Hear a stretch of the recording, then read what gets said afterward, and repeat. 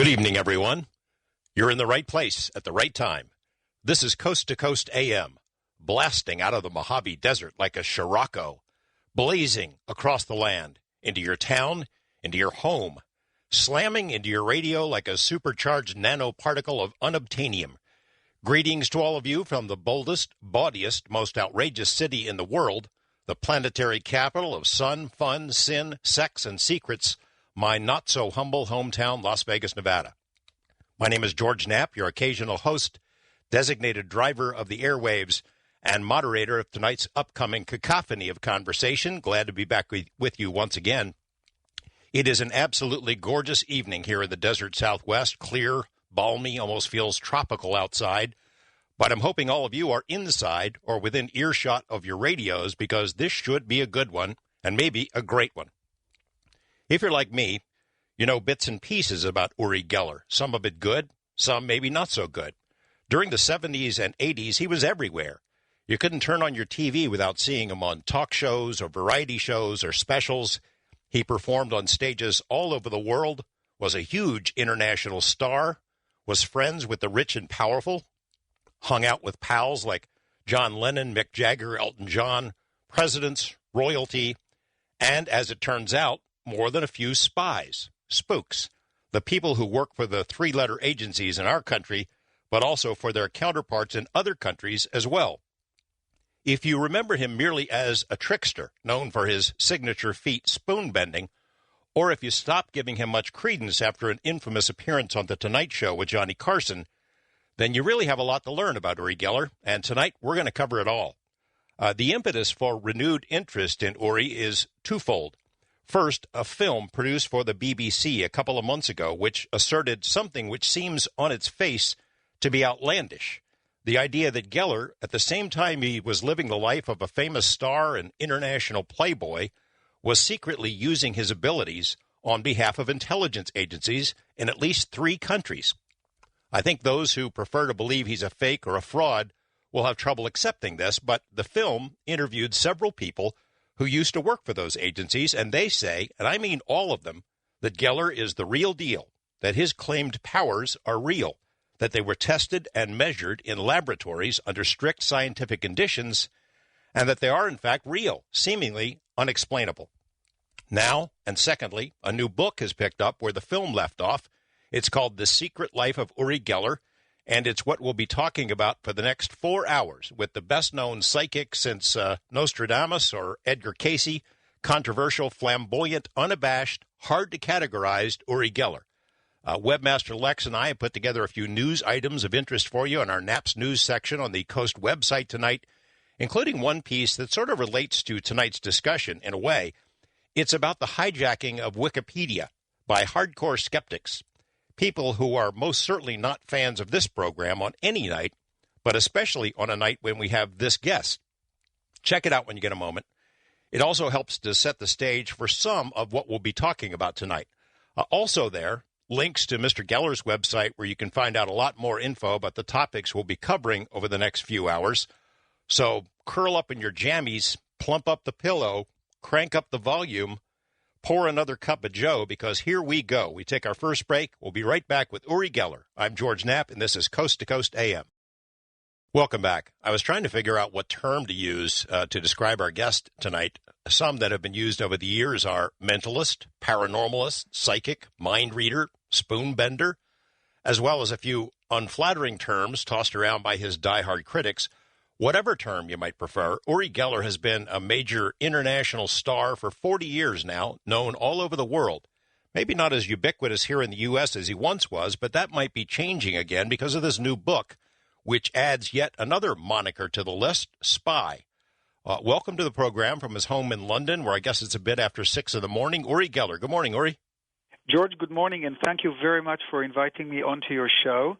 And I'm looking out of the window. I live in a small village called Sonning-on-Thames, and it's lovely outside. It's still dark, but it's not cold, and it's just a great pleasure to speak with you. And I must tell you something really funny, because you brought up the word Wikipedia, and boy, oh boy, George, saying that they were hijacked by skeptics is an understatement. because if you look at Wikipedia and you bring up my name, I would say that 98% of everything you'll see there is negative about Uri Geller. And I wonder where is the latest stuff? Where is the BBC television show? Where is the book? Where are my successful TV shows around the world called Phenomenon, the next Uri Geller? So it's incredible how we, for 40 years, when I say we, me, my fans, people who are very close to me, kind of had to fight to explain the public out there that, hey, maybe what I do is real. And you just said it. And if we'll spend some time talking about the skeptics, believe me, I won't mind. Oh, yeah. Well, we're definitely going to get into that. That's for sure. I'd like to know what term I should use to describe you. Okay. May I explain why labeling Uri Geller has changed in the last 4 decades? Yeah. When I was young, naive, gullible, thirsty to make money, fame, and fortune, because, I admit it today that I was on an ego trip in the early 70s. I wanted to be successful. I came from a very poor family in Israel. I was born in Tel Aviv. And I promised my mother that I will stop her from working. I'll buy her a black and white television set. I wanted to be successful. So I did call myself a psychic, and then I knew and I learned, because I'm saying this shamelessly, George, I'm a master publicist, okay? I know how PR works, and the skeptics actually don't. Most skeptics don't. And I had to reinvent myself throughout the 40 last years. So from being a psychic, then I labeled myself, I called myself a paranormalist. Then from a paranormalist, I created an amazing word. I love this word. I'm a mystifier, because a mystifier is a confusing word. What is a mystifier? It's not here and it's not there. So if you call me mystifier, that'll be great. Okay, that's good enough. This new book by Jonathan Margolis is very impressive, and while I know that most of the media attention is going to be focused on the punchline, that is the assertion that you have worked for and might still be working for different intelligence agencies, I was impressed by the biographical details of your life, how you grew up, how your abilities evolved over the years, the battles you've waged, the tests you've endured, and I realize you are and have always been a public figure, but a lot of very personal information is shared in this book, and I wonder if the author had to coax you into allowing that part of it to be published. Yes, very much so. You see, when the BBC approached me, there are a few documentaries out there about my life. There is one on Hulu.com. Anyone can watch it tonight. It's called Uri Geller, A Life Stranger Than Fiction. So the BBC produced a few documentaries about me, but when they approached me about a year and a half ago to do the secret life of Uri Geller, and I have to admit that throughout the years, I dropped almost subliminal hints that I was doing something else. And I knew that no one will believe those hints, in any case. So I just wrote about them. I spoke about them. And the BBC picked up on this when CIA documents came to light. The Secret of Information Act kicked in, and there are many, many documents with my name riddled all over them. And they asked me, okay, Uri, we would like to do the secret life. We would like to talk to you about what you've done for the CIA, for the Mossad, and for other intelligence agencies. I just went along because I thought that they will get nowhere. And what they did was very clever. They brought in a director called Vikram Jayanti. Vikram Jayanti is an Oscar-winning director. He won an Oscar for a movie he did on the life of Muhammad Ali.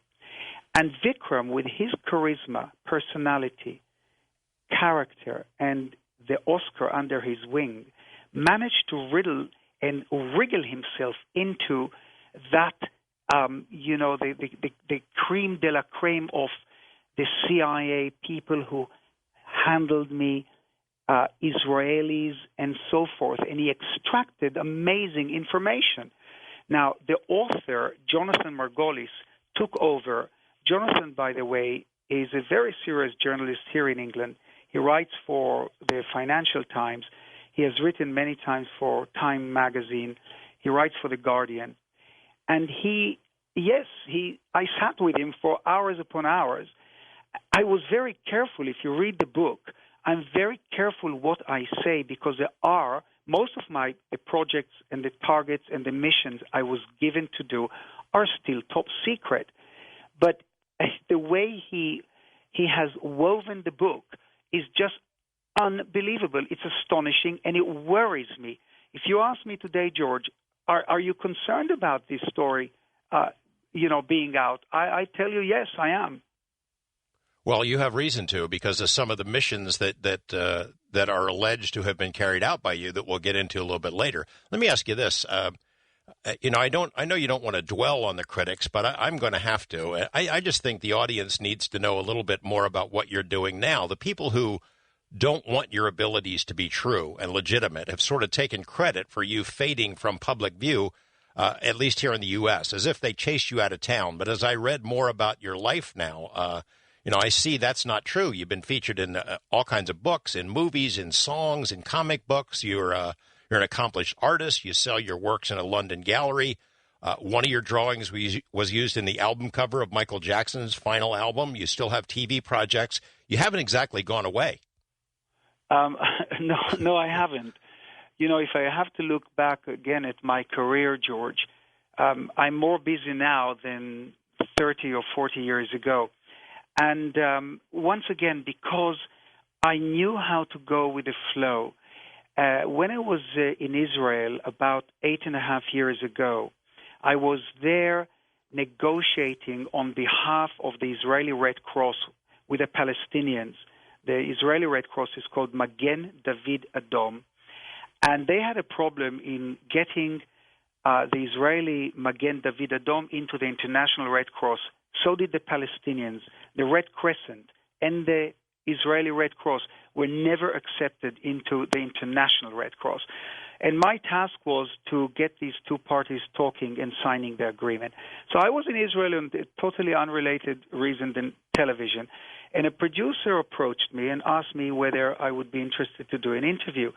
And I kind of jokingly said to him, I really don't have time. You should find another Uri Geller. And I saw their eyes kind of light up. And then I realized, wow, wait a minute. Now, maybe there is something here. Maybe I should create a TV show called The Next Uri Geller. We rolled out the show. We put it together in 4 months. And George, it broke all Israeli historical, I'm boasting now, but it broke all Israeli rating records historically. And it was just amazing. There wasn't a person in the street when the show premiered. And that's when NBC snapped it up. It was Ben Silverman who headed NBC then. And then it was, in America, it was called Phenomenon. But then it went worldwide. I've done the show now in 16 countries. It's going to China next.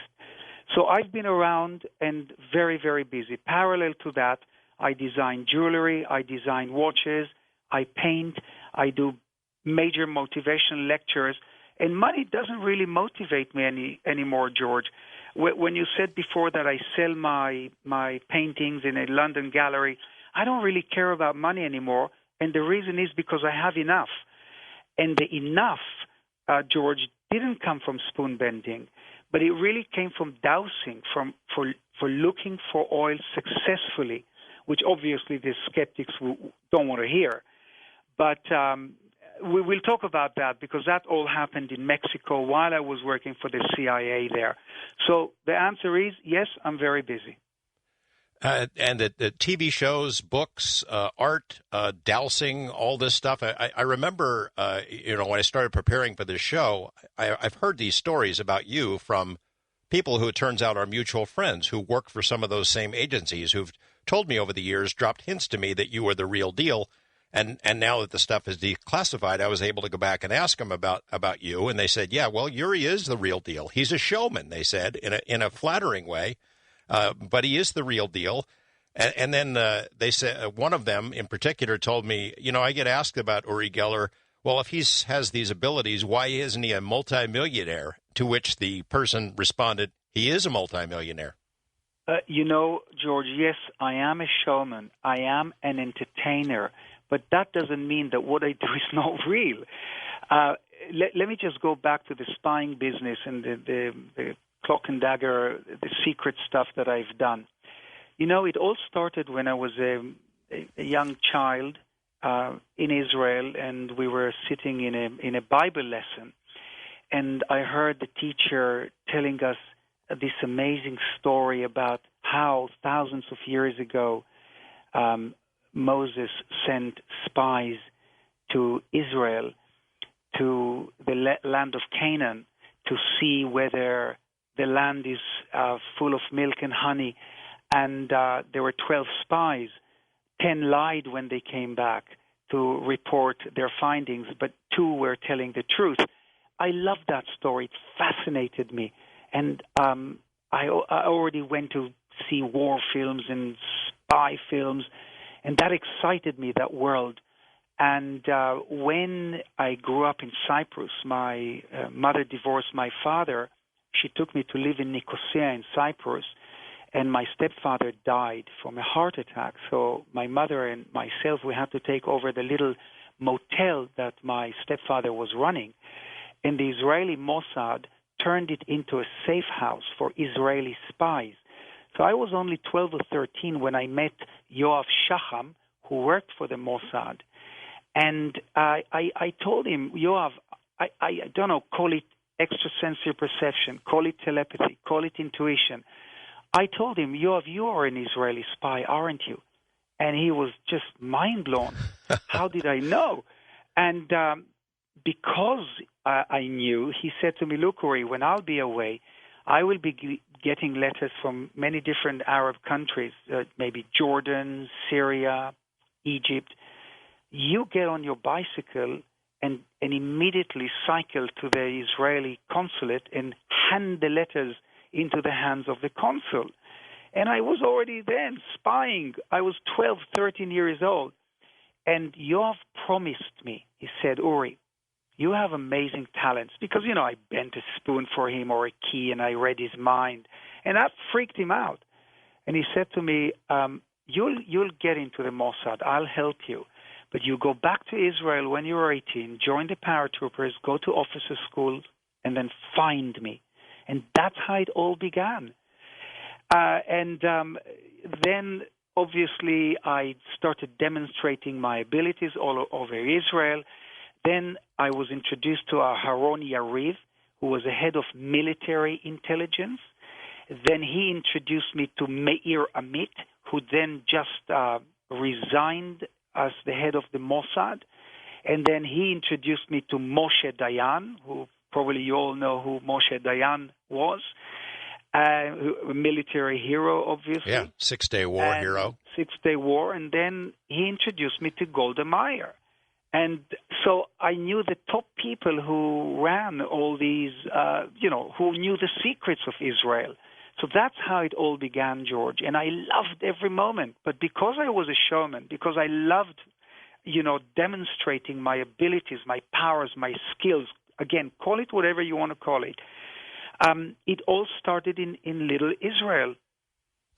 I want to get back to sort of how you came into contact with these spy agencies, but I think first we need to concentrate a little bit on what your abilities are, because just as it's kind of hard to describe, you find a right term to describe you, it is also hard for me, even after I read this book, to sort of get my mind around just what your abilities are. And we'll talk about later about what the questions are about those abilities and what the skeptics say and everything, but we're going to be taking a break here in a couple of seconds. And when we come back, I want to get into just what it's like for you. I'm curious about the human side. If you are, in fact, able to read people's minds, and there's a heck of a lot of evidence that says you can, how that works in your personal life, whether you got to turn it off or turn it on, whether people are afraid to be around you, whether they got to guard their thoughts, and how hard you have to work at it. So we're going to take a little break. When we come back, we'll pick up our conversation about just what kind of abilities Uri Geller has. Much more to come here on Coast to Coast AM. In the new book, The Secret Life of Uri Geller by Jonathan Margolis, there's a story about Geller going to see Elton John, accompanied by a buddy of his at the time, John Lennon. And if we have time, we'll tell that story a little bit later. John Lennon made a rather unusual request to Geller at the time, and things sort of worked out as Lennon hoped they would. When we come back, we'll get into the earliest manifestations of Geller's abilities and how he ended up at Stanford Research Institute. Stay with us. Much more to come here on Coast to Coast AM. Back now with our guest, Uri Geller. I'll tell you, Uri, the most interesting part of the book for me are these stories that are about you as a youngster, these strange things that started happening to you at a young age. And, you know, we can talk about the incident that sort of might have triggered it all if you want to, this strange encounter. But I wanted to start with sharing with us a few examples of just how old you were when things started getting weird and how it manifested itself. Okay. The first time that I discovered that I can manipulate or change, let's say, the molecular structure of metal was when I was about 5 or 6 years old. I was eating soup, and suddenly the spoon started bending in my hand, and it cracked and broke in half. Now, for me, it was, a non-event. I didn't understand it. My mother thought the spoon was loose. By the way, my mother is related to Sigmund Freud. So throughout, the years, she always wanted to believe that I inherited something from the great psychologist, Sigmund Freud. I don't think so. But that's when it first started. But now, let's go back about a year before the phenomenon occurred. I was playing in an Arabic garden opposite our apartment building in Tel Aviv. The name of the street was Betzalel Yafe. Our house number was 13. And I heard kittens cry, George. And as any child, I was looking for these little cats.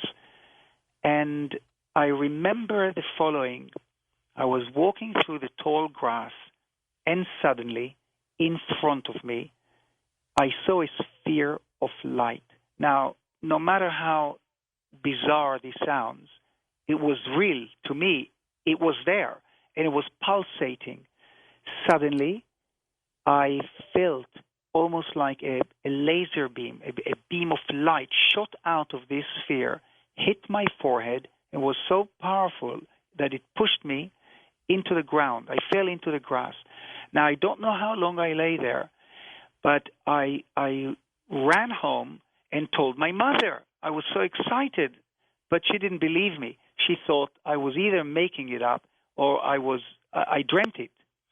And I had to live with this story, and I didn't hide it. I wrote about it in my books, and, I talk about this incident in my lectures, or in television programs, in documentaries.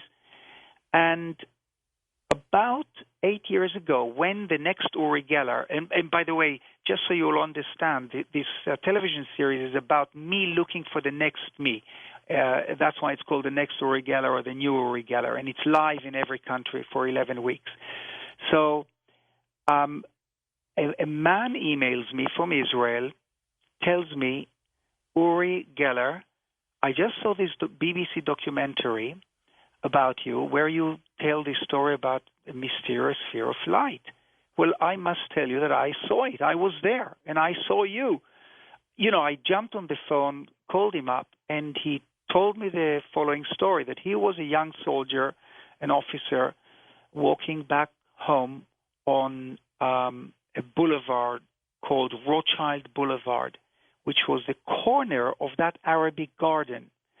And he saw a little boy, black hair, white shirt.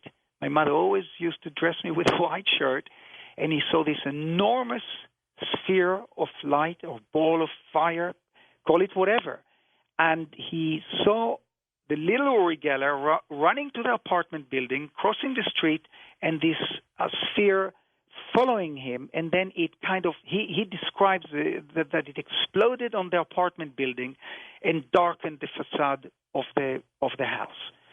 Now, to me, this was so important to hear because it was the first time that someone has validated this fantastic story that I was telling that happened to me, but I wasn't 100% sure that, and maybe I was dreaming it. And that's what triggered this whole journey of Uri Geller, spoon bending, mind reading, and just mystifying the world. Whatever this thing was, you think that your abilities either came from it or were magnified by it. I mean, you did get other information later on, right? Yes, George, that is a possibility that maybe this was some kind. Let's go to the most extreme.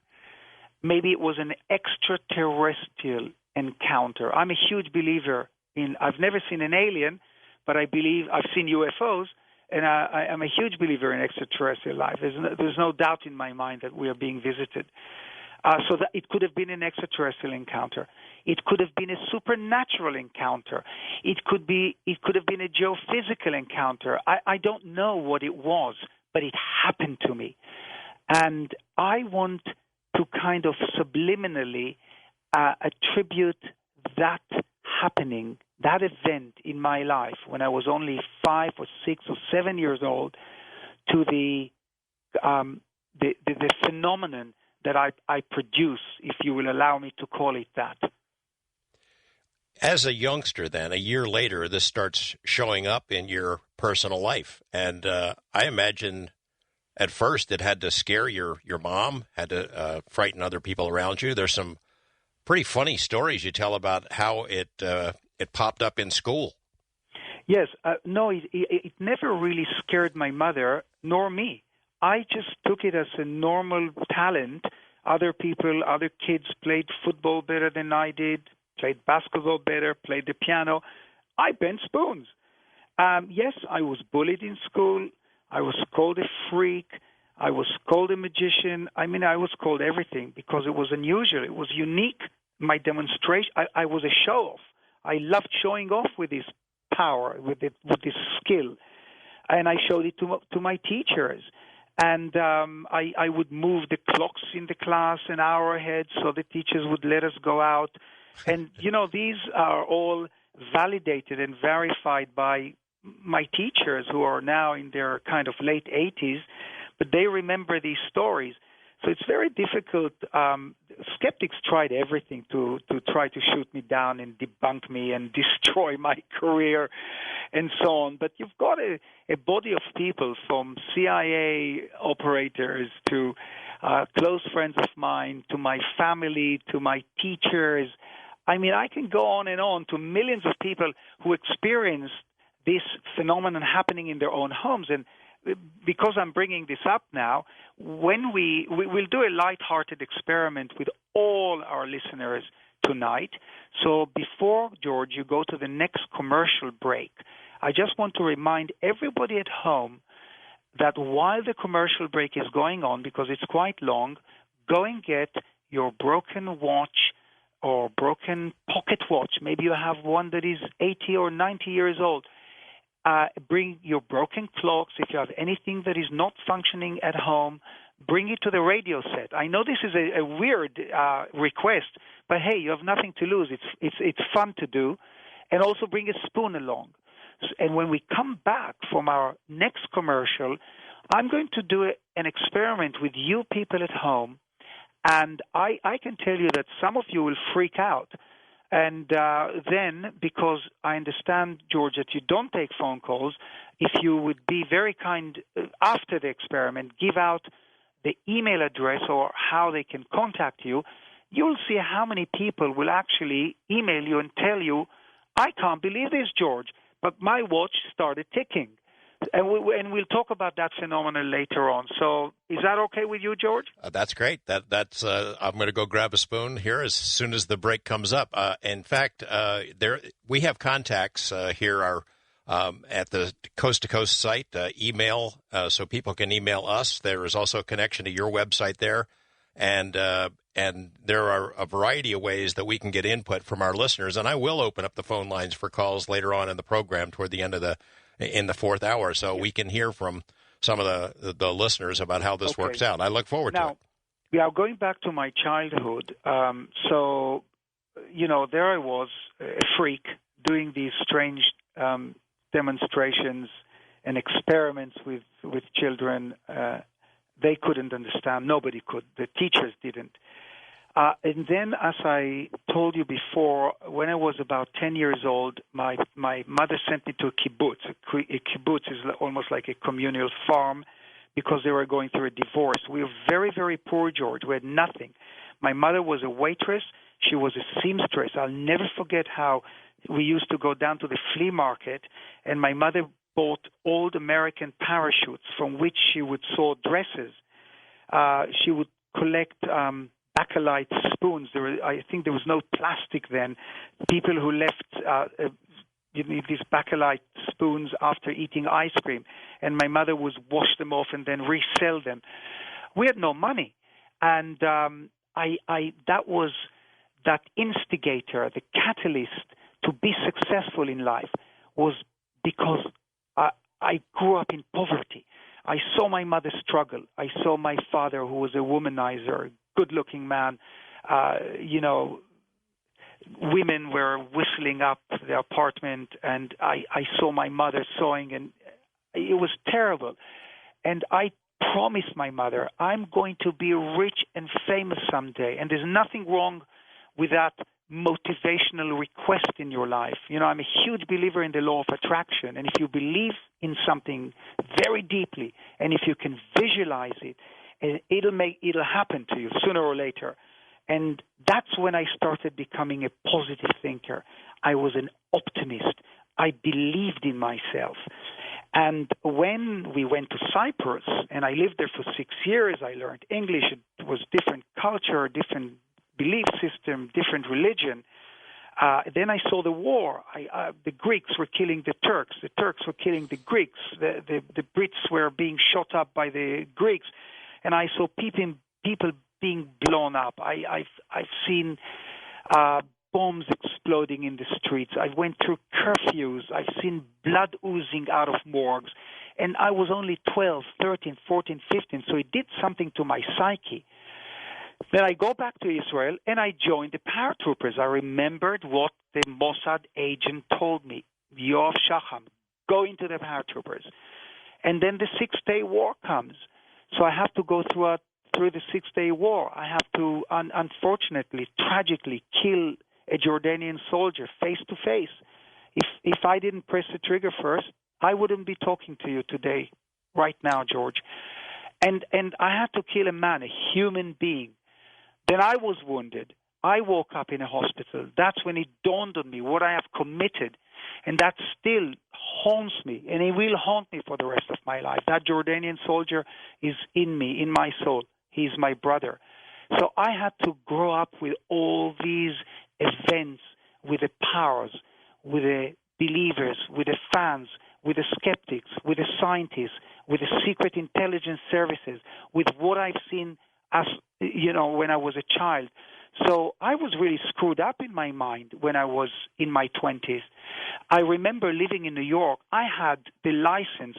It was Frank Sinatra and Uri Geller who had the license to carry 8 handguns. I was crazy, George. I went out to the streets of Manhattan with 8 guns, with 8 pistols strapped to my body. I had Walter, PPKs. I had Smith & Wessons. I mean, you name it, it was on my body because I was in a frenzy. I was obsessed. I wanted to be successful. So that was, I'm telling you all this because that's what kind of shaped, we are the architects of our lives. And that shaped the life of Uri Geller. I want to emphasize the significance of the stories that are told in this book. And it's not just 1 or 2 people. It's dozens of people who've known you at various stages of your life who verify that these things happen, even as far back as when you were first in school, the strange things that would happen, the teachers who saw these things. One of the amusing stories is about how the teachers thought maybe you were copying test results from other students, and in a way Yes. you were. Tell that story. Oh, I was, and that's basically, I guess, what I did at Stanford Research Institute later on. 10 years later, I would sit in my classroom, whether it was in Ahad Ha'am, that was the name of my school in Tel Aviv, or Terra Santa College in Cyprus, and I wasn't good in math. I was just I wasn't good in arithmetic, and I would focus my mind. I would look at the back of a student. I always kind of chose a German guy called Günther Koenig. He was a genius in mathematics, and I would copy his work. And how did you see it? I mean, it pops up like a TV screen, I think it says in the book, right?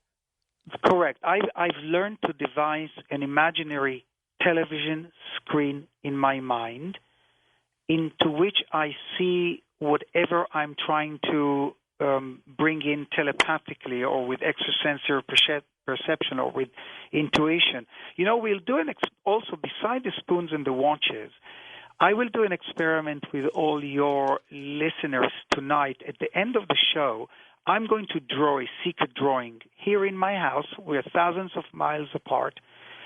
And I will fax that drawing to you. And you will put that drawing in the safe of Coast to Coast, and we'll reveal it 2 or 3 weeks later. But I will transmit it. I'll take about 15 to 20 seconds to transmit my secret drawing to all of you at home. And let's see how many of you will get the drawing, if that's okay with you, George. That sounds great. That sounds great. So that's what I do. I created this kind of a technique, if you want to call it so, to do telepathy with this imaginary television screen. And I urge you all who are listening to us now, we all have some level of psychic ability. I mean, how many of you experienced, deja vu? You go to a place that you've never been before, and suddenly it looks to you familiar. Or you think of someone that you haven't spoken for a year or two, and they call you that day. Or you drive with a car under a street lamp, and it goes out. Or, I mean, if you reflect back at your life and you say to yourself, okay, how many weird and strange and unexplainable things happened to me? You write them down. You will be amazed. And then you will say, wow, this cannot be a coincidence. It must be some kind of energy, some kind of a power. How many of you have seen lights zooming in the skies? And then you say, well, it couldn't be a comet or a meteorite, it must be a UFO. We all experience mysterious and mystical occurrences in our lives. That we do, and you're in good company here. The listeners of this program consist of many people who've had these kinds of experiences. Not many have had exactly the kinds that you've had, the encounters that you think were responsible for some of your abilities. I would just point out the stories that are told in the book about you as a youngster go a long way toward refuting the critics who say you learned all these tricks later. You studied magic books, and that's how you learned how to bend spoons. These things were happening to you when you were a youngster, not absolutely, not George. Those are outright lies, lies, lies, lies. And I would say that some skeptics would go very far in order to discredit you, sneer at you, try to debunk you. If I was a magician or a trickster, and hey, I respect every magician, I respect all mentalists, I respect every illusionist. My show, The Next Uri Geller, part of the performers there are illusionists and magicians. Some of them are mentalists. Some of them might really have real powers. Uri, I'm sorry to interrupt you. That music is telling us we need to take a break, but I would tell people, go get your broken watches and go get a spoon, and we're going to try this experiment when we come back. David Bowie taking us into the break. Our conversation with Uri Geller continues after this. We're talking with Uri Geller about the new book, The Secret Life of Uri Geller, by Jonathan Margolis. And when we come back, we're going to try a little experiment with Coast to Coast listeners. If you have an old pocket watch that hasn't been running, or a clock that hasn't worked, or maybe a spoon, we can try a spoon and then There's another experiment that Uri says we can give it a go. Doesn't mean it's going to work for everyone, but we'll see if it works for some of us. We'll be right back, and we'll give it a try. Stay with us. Much more to come on Coast to Coast AM. Welcome back to Coast AM. We're talking about The Secret Life of Uri Geller, the new book by Jonathan Margolis, and our guest, Uri Geller, who's about to give something a try here. Take it away. Yeah. Thank you, George. Let me just, I have so many little things that I have kind of written down, not to forget to tell our listeners, but I strongly urge all people who work for the FBI, our police officers, CIA agents, NSA employees, because, this whole NSA eavesdropping is so controversial now all around the world. Any serviceman who is in the Army, Navy, Air Force, you've got to read this book. Remember, this is not my book. The book is written by Jonathan Margolis, who writes for the Financial Times, and he's a Time magazine contributor too. And it's just so far out, so fantastic, so fascinating to learn what governments would do and secret intelligence agencies to gather information that cannot be supplied to them by, technology, by satellites, by telephone systems. Because you realize, George, that the phone that you're carrying with you, your cell phone, that is the most powerful spying tool that anyone can have, because you can be listened to. Every text message, every email that you type out on your BlackBerry or your iPhone can be read. People can activate, secret agents can activate your camera. They can film you on your mobile phone. And if you think that, I'll shut the phone off, forget it. They can still activate your phone. It's unbelievable. I mean, what I've learned in the last 40 years about secret stuff and espionage is quite extraordinary. It is the technology that we have. Also, I want to tell you this before we do the experiment, that controversy was always good for me, George. The skeptics, kind of built the legend around Uri Geller. They helped boost my career. And controversy you can't buy in a shop. It's like charisma. You can't walk into a shop and buy charisma. You have to have all these talents, the traits in you, your character, in order to be successful in certain fields. And to me, controversy, wow, that was great. And I also love the confusion around me, George, whether people think is Uri Geller a magician? Is he an illusionist? Is he a trickster? Or does he really have supernatural powers? That was important for me because it was an inbuilt safety device for me. And just think, if everyone believed that I'm real and that these are indeed supernatural powers or the powers of the mind or intuitive forces, I don't think that I'll be sitting and talking to you now. I'll have to hide away somewhere. Just think rationally. You're all logical people. You'll understand why it was a camouflage. For me, it was great, and it's still great. So whether you think I'm a magician or an illusionist or a psychic or a paranormalist or mystifier, I respect everything that you think about me. Now, let's do the experiment. Okay. This is something that we're going to try right now that I have done hundreds of times, maybe even thousands of times. And this is what created Uri Geller. It was 1972 when a very famous presenter here in England, David Dimbleby, said to me, okay, Uri, here is a fork or a spoon. Do your thing. And I don't know why, but I looked into the camera and I said, everybody at home, go and get your spoons, go and get your broken watches, and see what happens in your own home. And I was mind blown when the BBC's telephone system blew up, and it blew up not because of my powers, but it blew up because 40 years ago the telephone system couldn't take so many calls. tens of thousands of people were calling in telling, I can't believe it. My watch started ticking. My spoon jumped off the television set and so on. And this probably will happen to you tonight, not to all of you, but to many of you. So if you have a broken watch in your hand or a clock or a broken pocket watch, I want you to wind it up quickly. Although it's broken, if it has a winder, wind the watch or the clock up.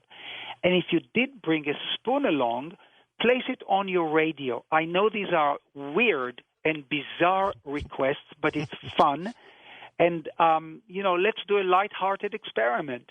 Now, you people driving cars, do not take your eyes off the road.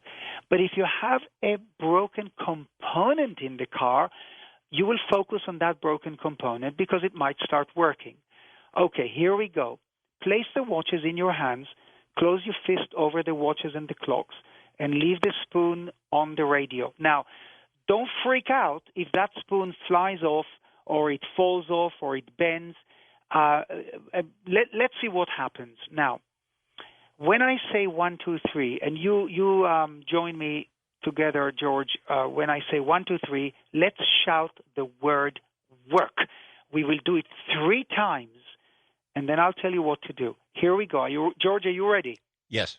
Are you all ready at home? Here we go. 1, 2, 3, work. Again. 1, 2, 3, work. And the last time, and everyone at home truly believe that you will fix that broken watch or the clock or the pocket watch or the broken appliance that you're holding with the power of your mind. Believe in it. One more time, the last time. 1, 2, 3, work. Now, everyone at home, open your hands and look at the faces of your watches or your clocks. If they have a second hand, is it moving? Did it start moving? Is it ticking? If you don't have a second hand, carefully lift the watch to your ear and listen intently. Is it ticking? Did it start? Now, if nothing happened to you, do not be disappointed because it doesn't happen all the time. It doesn't happen to everyone. But if your watch did start working, or if your spoon jumped off, or if some phenomenon happened to you in your home, if some picture moved on the wall, I don't know what, please make sure that George gets your message. And George, I will allow you to, if you can, give out an email address or people would want to tell what happened in their homes. Can you give out an email? Sure. We have our email address on the Coast to Coast AM website. I think mine is George Knapp at coasttocoastam.com. George Knapp at coasttocoastam.com. Now, I get 300 emails a day. And believe it or not, George, I try to answer all my emails. I have 2 BlackBerries, and I constantly answer emails. And when kids, teenagers, write me an email and tell me, oh, Mr. Geller, will you teach us how to bend the spoon? My response is the following. Forget spoon bending. Instead, become a positive thinker, believe in yourself, focus on school, create a target goal to go to university, never ever smoke, don't get drunk, and think of success. That is really my message today. And that's why I converted all my lectures and my motivation lectures mainly. Yes, I do the spoon bending thing and the mind reading. I remind people what made Uri Geller famous. But at the end of the day, the message is positive. Be optimistic. Believe in yourself because you can achieve amazing things. You can draw them into your life. And the demonstration that I just did is real because, George, I told you, I've done it hundreds of times on radio and on television. I have probably thousands of emails in the last, faxes and letters and emails of people telling me the following. Mr. Geller, I had a pocket watch and it was 103 years old. Never worked. I took it to a few watchmakers. All of them sent it back or told me, go home. I cannot fix this pocket watch because there's a broken part in it, and the company that manufactured the pocket watch doesn't exist anymore. Just keep it as a sentimental, object. And guess what? It started ticking. I can't believe it. So if you have stories of this nature, that your watch didn't work, you took it to a watchmaker, and they said to you, it cannot be fixed. Or if your watch hasn't worked for 10 years, 15, 20, 30, 50 years, and it's ticking now, please let us know. We gave out the email address. In addition, there's a link to Uri's email address, his contact information, a website. You can check that out. And in the meantime, Uri, tell us a little bit about how that's supposed to work. You're not claiming that you're doing this. You're not fixing the watches yourself or bending the spoons in this kind of experiment. Absolutely not. And I'll tell you how I discovered that I was not doing it. I thought that Uri Geller was sending a vibration or an energy or a frequency through the radio waves for years and through the television shows. And then one day, Dr. Thelma Moss of UCLA, she invited me to lecture in Los Angeles University, and then I fixed broken watches to the students. What I didn't know that she was secretly filming me. I flew back to New York. Weeks later, she asked her a new set of students to bring in broken watches, but into the classroom. But I wasn't there, of course. I was in New York. But what she did, she pulled out the videotape, she put it in the television, and she played it. And lo and behold, George, watches started ticking in that classroom in Los Angeles. So she calls me up and she says, Uri, you just fixed broken watches here in UCLA. And I said to her, what are you talking about? No way. I was even thinking, I'm in New York. You're making this up. And she says, no, I'm not making it up. They just watched your video. Wow. That's when it dawned on me, George, that what I thought that I was doing, I wasn't. All I was doing like now, all I did, I was acting as a catalyst. I'm an enabler. I'm a trigger to your belief system. So if I tell you, hey, your watch is going to start ticking, and you truly believe in it, there is some kind, and this is where I don't understand myself. I can't explain it, but there's some kind of an energy produced that fixes the broken watches. Yes, sure, you're going to find watches that if you shake them, or like the skeptics say, if you warm the oil, the watch will start ticking. But the majority of the broken watches that are actually physically broken come alive. That I have absolutely no explanation to. All I can say is that there is some kind of an energy that our mind produces that fixes these broken timepieces. And by doing something like this, you're not transmitting some kind of energy yourself, or maybe you are, but you're more like flipping a switch that's inside of all of us to begin with. Exactly. And George, this is an opportunity for me, and please, again, forgive me if you think that I'm showing off or I'm boasting, but for years now, I have, we fly in terminally ill children to England. It's a charity. And they have fun in London. And on one of their days, they stop in my house, and I have amazing things in my garden and so on.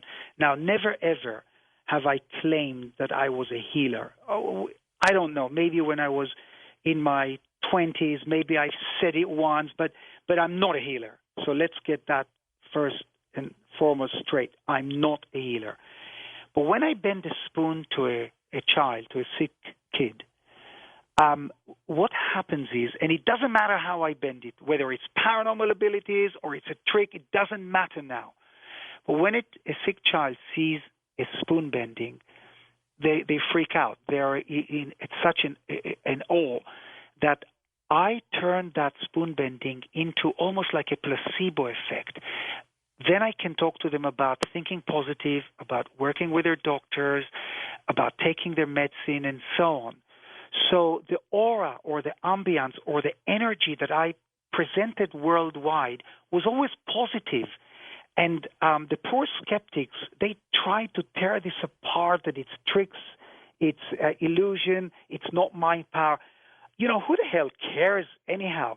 I always said that I'm an entertainer. Yes, I still adhere to the fact that what I do is real. And if you guys out there, the skeptics, or some magicians, if you have a problem with that, then please do me a favor, take a walk. I'm getting some messages here from people whose watches are working. Yeah, there's no doubt in my mind. I mean, George, you know, I had weird messages too. I mean, I had people who claimed that, you know, because I've done these massive experiments with the National Enquirer where they placed my hand on the cover of the National Enquirer or my orange circle or my orange pyramid, and I asked people, rub my orange dot, and amazing things will happen to you. So, you know, the National Enquirer was flooded with hundreds, maybe thousands of letters. Oh, I won the bingo, I won the lottery, I won this, I got this. This is amazing. I rubbed Uri Geller's orange dot. Now, come on. I mean, George, let's think rationally. We're all grown-up people. I mean, do you really believe that by rubbing Uri Geller's orange dot on a magazine cover, is that going to, you know, change your life or bring you good luck? Of course not. But what it does do, George, it acts as a tool for your mind. And when I present my jewelry, let's say on QVC, I tell them, hey, touch the rock crystal and use it as a tool for your mind. I'm very careful what claims I put on certain things I do, but it's a tool for your mind because there is something has to trigger that belief system, that energy in your brain. You know, the mind, our brains are the most powerful, you know, computers in the universe. We probably, and skeptics don't like to hear this, but I say it all the time, we probably use only 10% of our mind. Tell me, George, is there a possibility for you to read out an email? Yeah, I'm going to read some right now. Linda from Portland says, amazing. My husband's grandfather's pocket watch, which has not worked in over 50 years, started ticking, and the hands have moved. I showed my husband. He was also amazed. A lady named Marty Faith Henderson says, my spoon jumped off the radio, and I was also focusing intensely and intently, saw the spoon's whole self wavering, didn't look solid, more fluid than solid, and it maintained that way afterwards for several seconds. She lives in Nashville, Tennessee. A lady named Marion Welsh says, my grandma's watch, which was the only thing I wanted to have to remember her by, which hadn't worked for a long time, even before she passed, began to work immediately after I participated in the experiment. Someone named I'm My Girl, yahoo.com. I can't believe it. I have my deceased father's pocket watch. Hasn't worked in years. It's working. Oh, my God. Creepy. Stephen, a guy named Stephen says, nothing happened to my 3 items. Miriam says, my grandfather's broken pocket watch is now working. It's been broken for 5 years. I've had it that long before, and I don't know how long my dad had it. And somebody says their DVD player started working. Oh, yeah. This is, I mean, you'll get probably emails throughout the night, and tomorrow I'll get emails. It is really an incredible phenomenon. And you know what I am surprised at, George, is that I guess with my chutzpah, if you don't know what that means, but it's what my cheekiness and my being my shamelessness, my hunger for success, and I would say using my charisma, my personality, my character. I've built this aura around me, a mystical, the mysticism of Uri Geller. And what I'm amazed at, George, is how I managed to instill a rather trivial iconic spoon bending into world culture, like movies like The Matrix. I know. We'll talk about that when we come back. We have so much more to talk about. ELO, Strange Magic from 1976, takes us into the break. And I should tell you, Uri, that so many people listen to the program on a delayed basis that we'll be getting emails about this for days to come. So I can't wait to hear more about positive or negative results. Send us those emails and messages, and we'll get to as many as we can. Stay with us. Much more to come. Well, I'm getting a whole lot of emails from people who have suddenly seen their watches come to life, digital clocks change, spoons and forks bend. I don't know if Uri Geller has a deal with the cutlery industry of America, but he sold a lot of new forks and spoons for somebody tonight because a lot of you have had a positive experience here. And if you can explain that, I'd like to hear it. We're going to continue our conversation. I'll share with you some additional stories from our listeners about who've had an amazing experience tonight.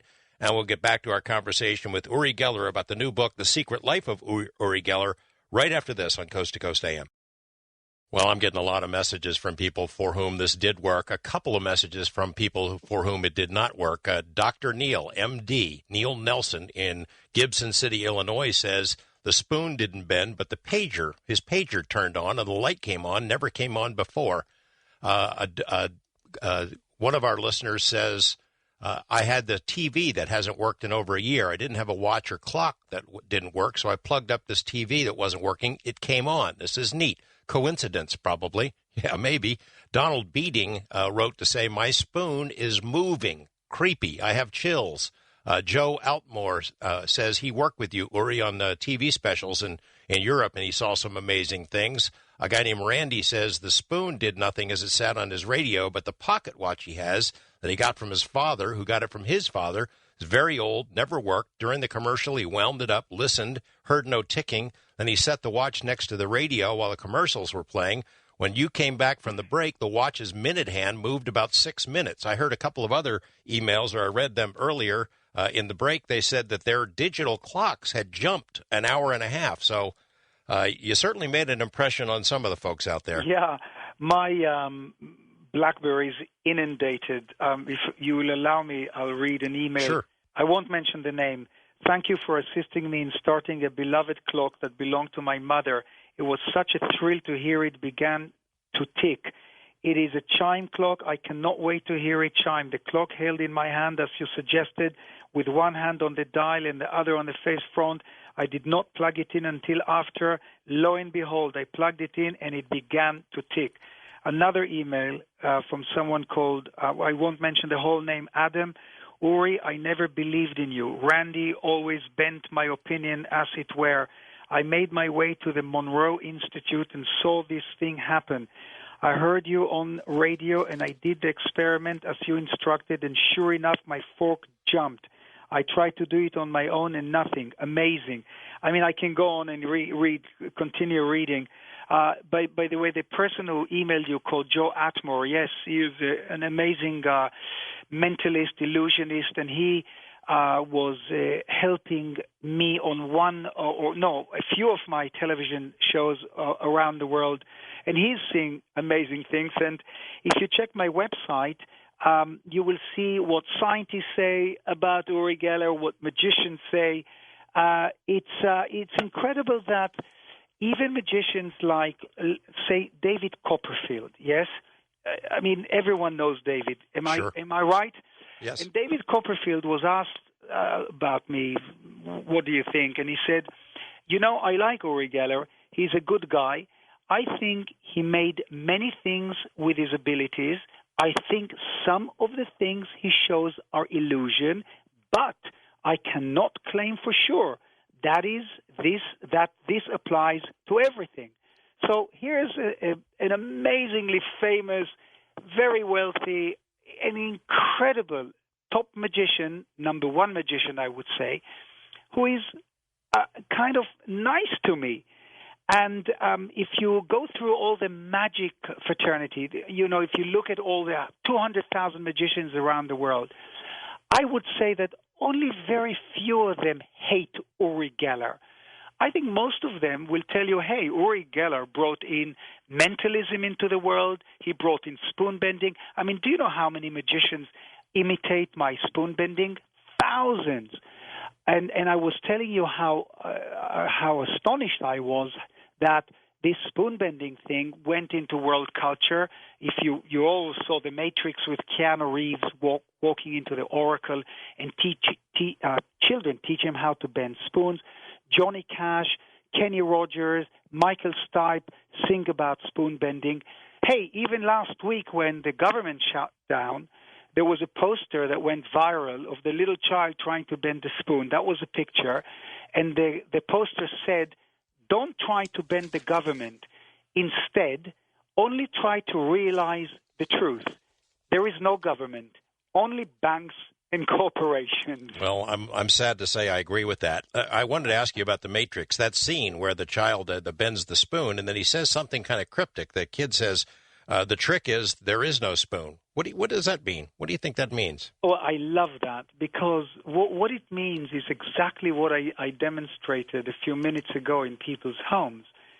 If you want to really, truly believe that your watch or your spoon will move, it probably will because, George, hey, maybe there is no spoon. Is there a George Knapp right now? Am I creating you? Or are you creating me? What is reality? How much do we know? I'm with you on that. I want to save that for towards the end of the show to get your take on some big picture stuff. Let me ask you about small picture stuff. That is in your personal life. You as we'll learn in the next hour in the experiments that were conducted at Stanford Research Institute and other labs, you demonstrate an ability to essentially read people's minds. Call it remote viewing or whatever. You do it. Yes, and I don't know how you do it, but the scientific evidence that we'll talk about is pretty compelling. And I just wonder how that manifests itself in your personal life. Do you have people that worry, hey, I can't go to the store with this guy. I can't go out to dinner with him. He's going to find out everything that's in my head. With my family, I'm just Uri Geller. My two children, Daniel, who lives in New York, he's an attorney in New York, and Natalie, who just got married in California, and my wife, Hannah. I've been married to Hannah for 41 years. We live a very normal, down-to-earth life.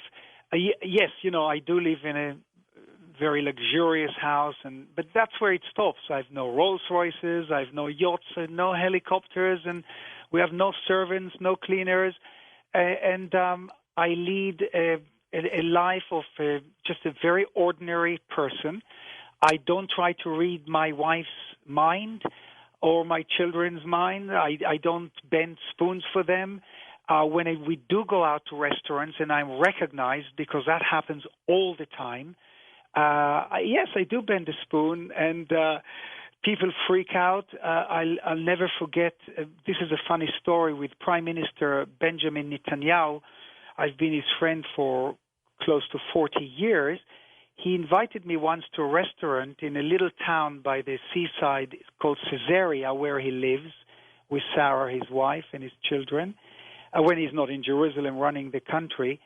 And we sat down, and suddenly we heard a shriek, George, and someone's fork started bending. And then people jumped up from their chairs. Spoons and forks were bending on every table in the restaurant. Now, it freaked me out. Now, if that's a trick, then it's the greatest trick in the world. But these things do happen around me all the time, but I take it naturally. I go with the flow. I'm an entertainer, so I enjoy it. I'm a kid at heart.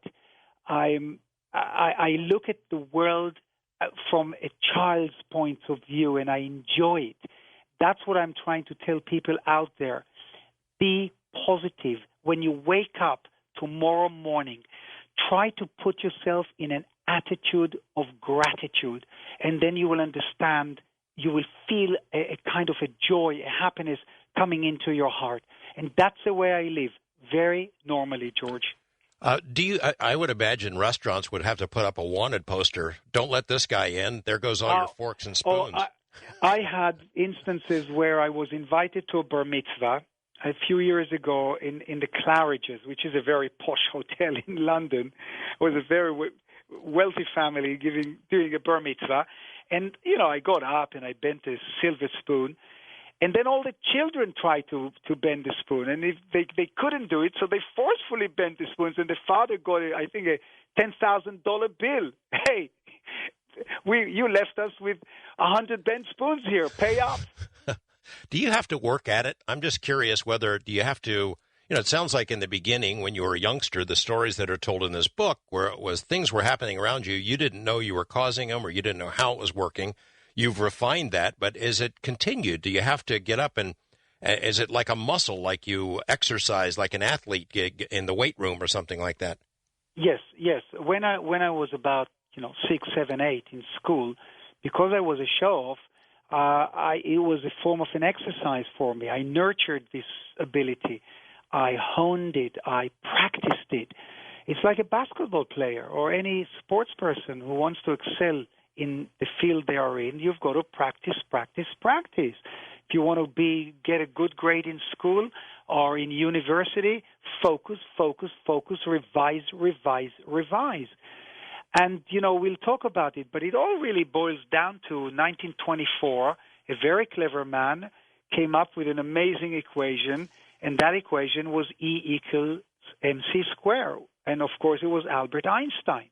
And with that equation, Albert Einstein proved that everything in the universe is made from energy. You, me, the telephone I'm holding, the BlackBerry I'm holding, everything, the walls I'm tapping, to us it feels solid, but it's not. It's energy. It feels solid because it vibrates in a certain frequency that to us feels solid. But hey, if everything is energy, then what's the big deal in trying to bend the spoon? And then the bigger question is there life after death? Of course there is. If energy cannot be destroyed, and that's proven scientifically, then one must ask the ultimate question: when we die, what happens to our energy? What happens to our soul? What happens to our spirit? Well, I'd like to know the answers to some of those, too. We'll talk about that in the last hour.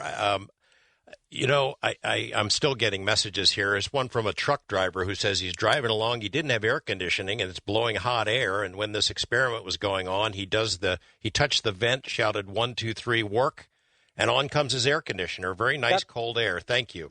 That's brilliant. And I just want to remind everyone that the name of the book is The Secret Life of Uri Geller. It's out now. Grab it, because you will be mind blown. Whether you're a skeptic, a believer, or neutral, you don't know what to believe. It is really incredible, especially because of all these national, the NSA revelations and spying and espionage, and who is reading our emails, who is reading our text messages, and so on. You will not believe. I mean, especially under President Carter, what was going on. When we come back from the commercial, I'll tell you an incident of a Russian plane crashing in Africa and how the plane was found and how President Carter actually let it out on a lecture after his presidency finished. So there are amazing things in this book. Well, we've got a couple of minutes here. Let's segue into talking about Stanford Research Institute. In 1972, you had already sort of demonstrated your abilities to Israeli officials. As you mentioned, there's a whole long list of Israeli government folks that you came to know, and you were taken to a secret location, a classified location, where you made a demonstration. And as a result of that, the Israelis contacted the CIA, according to this book, and said, hey, we need help figuring this guy out. Am I correct?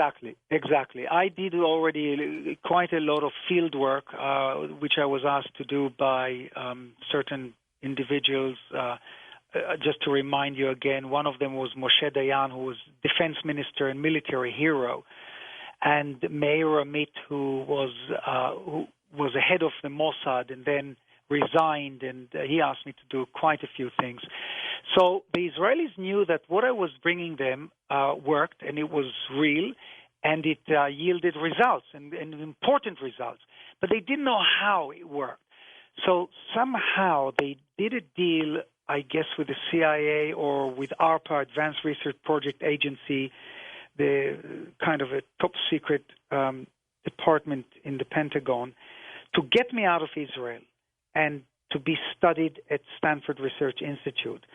And but before that, a really strange an unusual and an amazing individual came to test me called Dr. Andrei Puharich. And that's where things went haywire. I mean, if we have time to talk about it.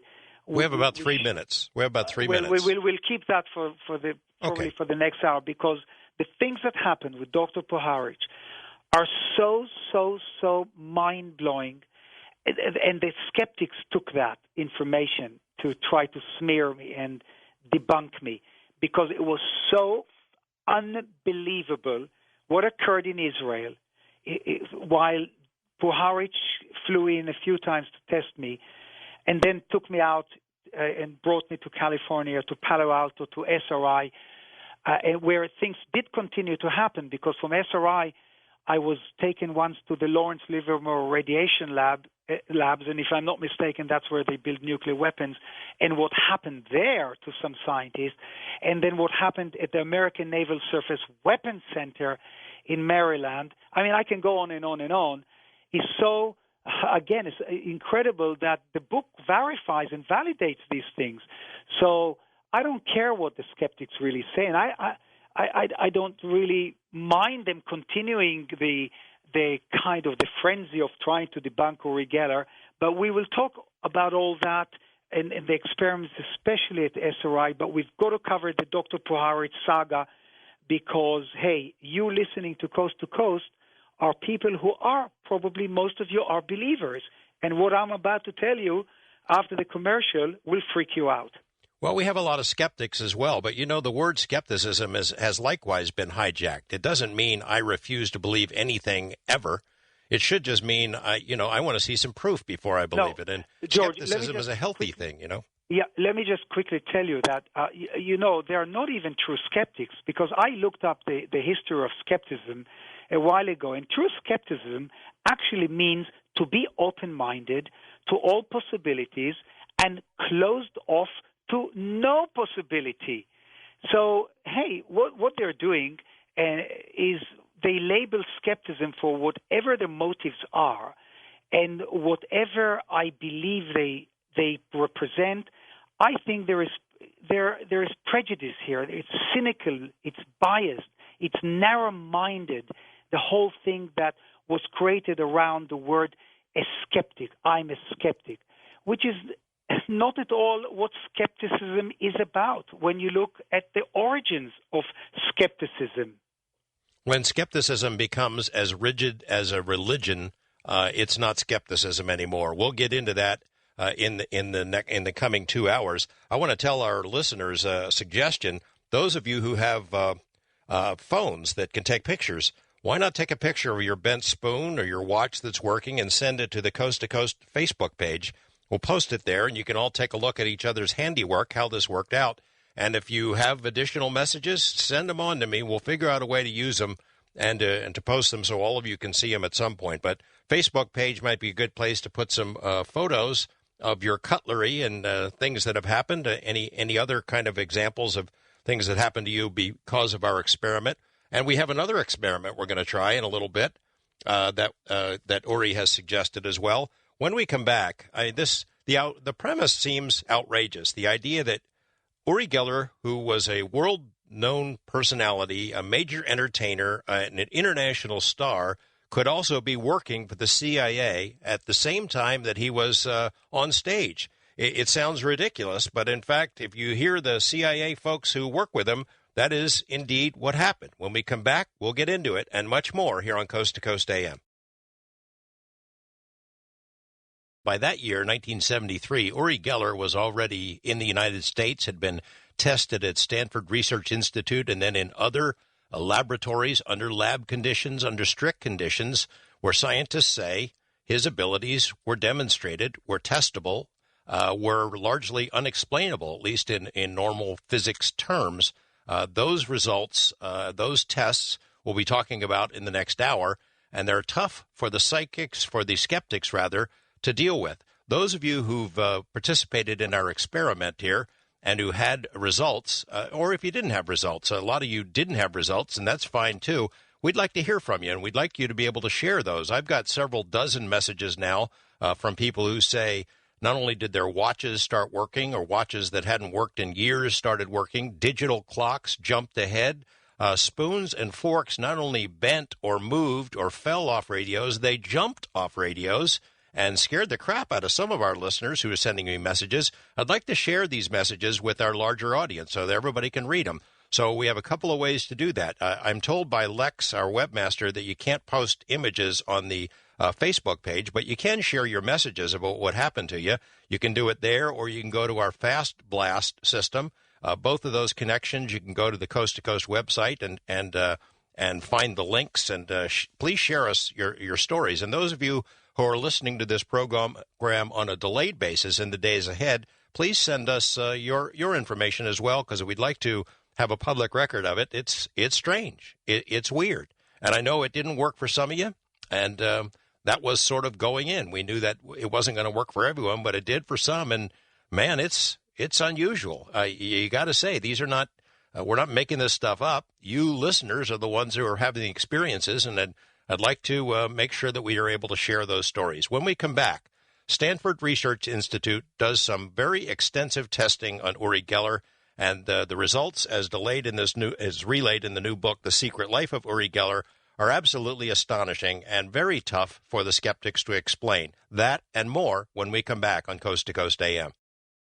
Uri Geller, before the break, you are going to start to tell us about Puharich. Tell us who he is and how it came to be that he came over to, I guess, to London to meet with you and to sort of check you out. Okay, Puharich did not come to London. He came to Tel Aviv. This was at the time, I would say, well, you know that I started performing in Israel in 1968, 1969, 70, 71. By the end of 71, everyone saw my shows. And I couldn't change my act because I wasn't a magician. And people started shouting at me. I'll never forget this. Oh, Uri Geller, we've seen you do this. Do something new. And I saw how the audiences, the auditoriums, started emptying upon me. And then I found myself in nightclubs, performing in dingy underground nightclubs with cigarette smoke. And it was awful. I was finished. And then came Dr. Puharich. He just got to me through, if I'm not mistaken, through Edgar Mitchell, Captain Edgar Mitchell, the astronaut, who was the sixth man to walk on the moon. I'm sure you have spoken to him in the past. Oh, yes, great man. He's a great man. Great man, great man. He was one of the scientists who also tested me at Stanford Research Institute together with Dr. Hal Puthoff and Russell Targ and quite a few others. And he sent me a letter telling me about a doctor who wants to test your abilities before you come to Israel, and he'll try to convince you. And he was basically inviting me to leave Israel. I didn't know of all the deals that were going on between the Mossad and the CIA. I heard a rumor later on that they actually exchanged me for... The Israelis said, we'll give you Uri Geller. We want to know about how he does his things. And you give us some secret satellite photos that we need. You know, you can imagine what they needed that for. And Dr. Puharich arrives to Tel Aviv, and he looked like a young Einstein. And he explained me that, well, the first meeting was in a nightclub. I was performing in a small nightclub. This is after my big, career in Israel and filling up auditoriums. And he comes up to me. I'll never forget the moment. And I remember the name of the nightclub was Zorba. It was in Old Jaffa. And he says to me, look, Uri Geller, what I've seen you do here on this stage is fascinating, but any magician can do it. I've seen magicians do telepathy. I haven't seen magicians fix broken watches, but I haven't seen them bend spoons. But any magician could duplicate what you do. I would like to see you demonstrate this. under my controlled conditions. Will you agree to do it? Because I want to take you to America. Now, when I heard America, you can imagine, I was in my early 20s. I was finished in Israel. I made a little money, and I promised my mother. I delivered my promise. I bought her a black and white television. I stopped her from working. But hey, I wanted to conquer the world. And when he said America, we lived there in Israel with this notion that America's pavements were paved in gold. And I thought, this is it. And I said, yeah, of course I'll do experiments with you. So he rented a small apartment outside Tel Aviv, in the suburbs of Tel Aviv, a place called Herzliya. And then he did these tests where he pulled out a compass and he wanted me to move the needle of the compass. And he wanted me to read drawings that he had in sealed envelopes to see if I could deflect a stream of water, things of that nature. But while these experiments were going on, and I amazed him, I truly blew his mind, other things were happening.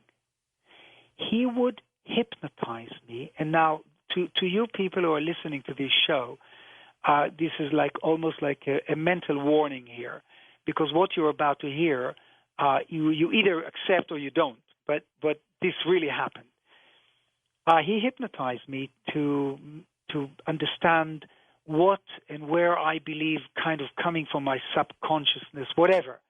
And I started giving him information that had to do with some type of an extraterrestrial source in nature.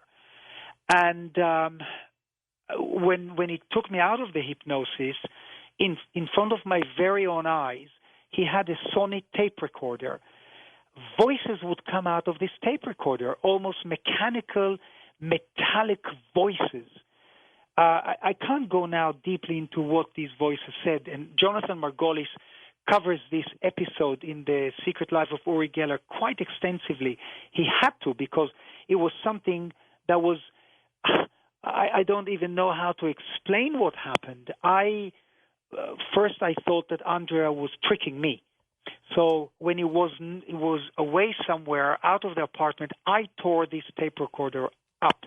I took the batteries, I unscrewed, I took the cover off, because I thought that there was some kind of a hidden device that Andrea hid in the tape recorder that would make these voices appear. But they were real, George. They were absolutely, genuinely real. What we were experiencing is an influence of something out there which was trying to communicate with us. And that totally scared me. That scared me. Not what I was showing, or not my demonstrations or my abilities or my skills, but what was happening to us there.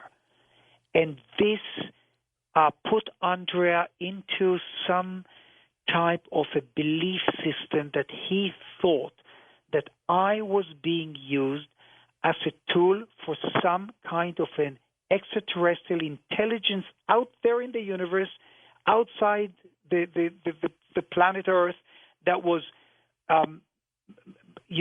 kind of moving and regulating me and telling me things to do in order to convince Puharich that they were real and a real entity.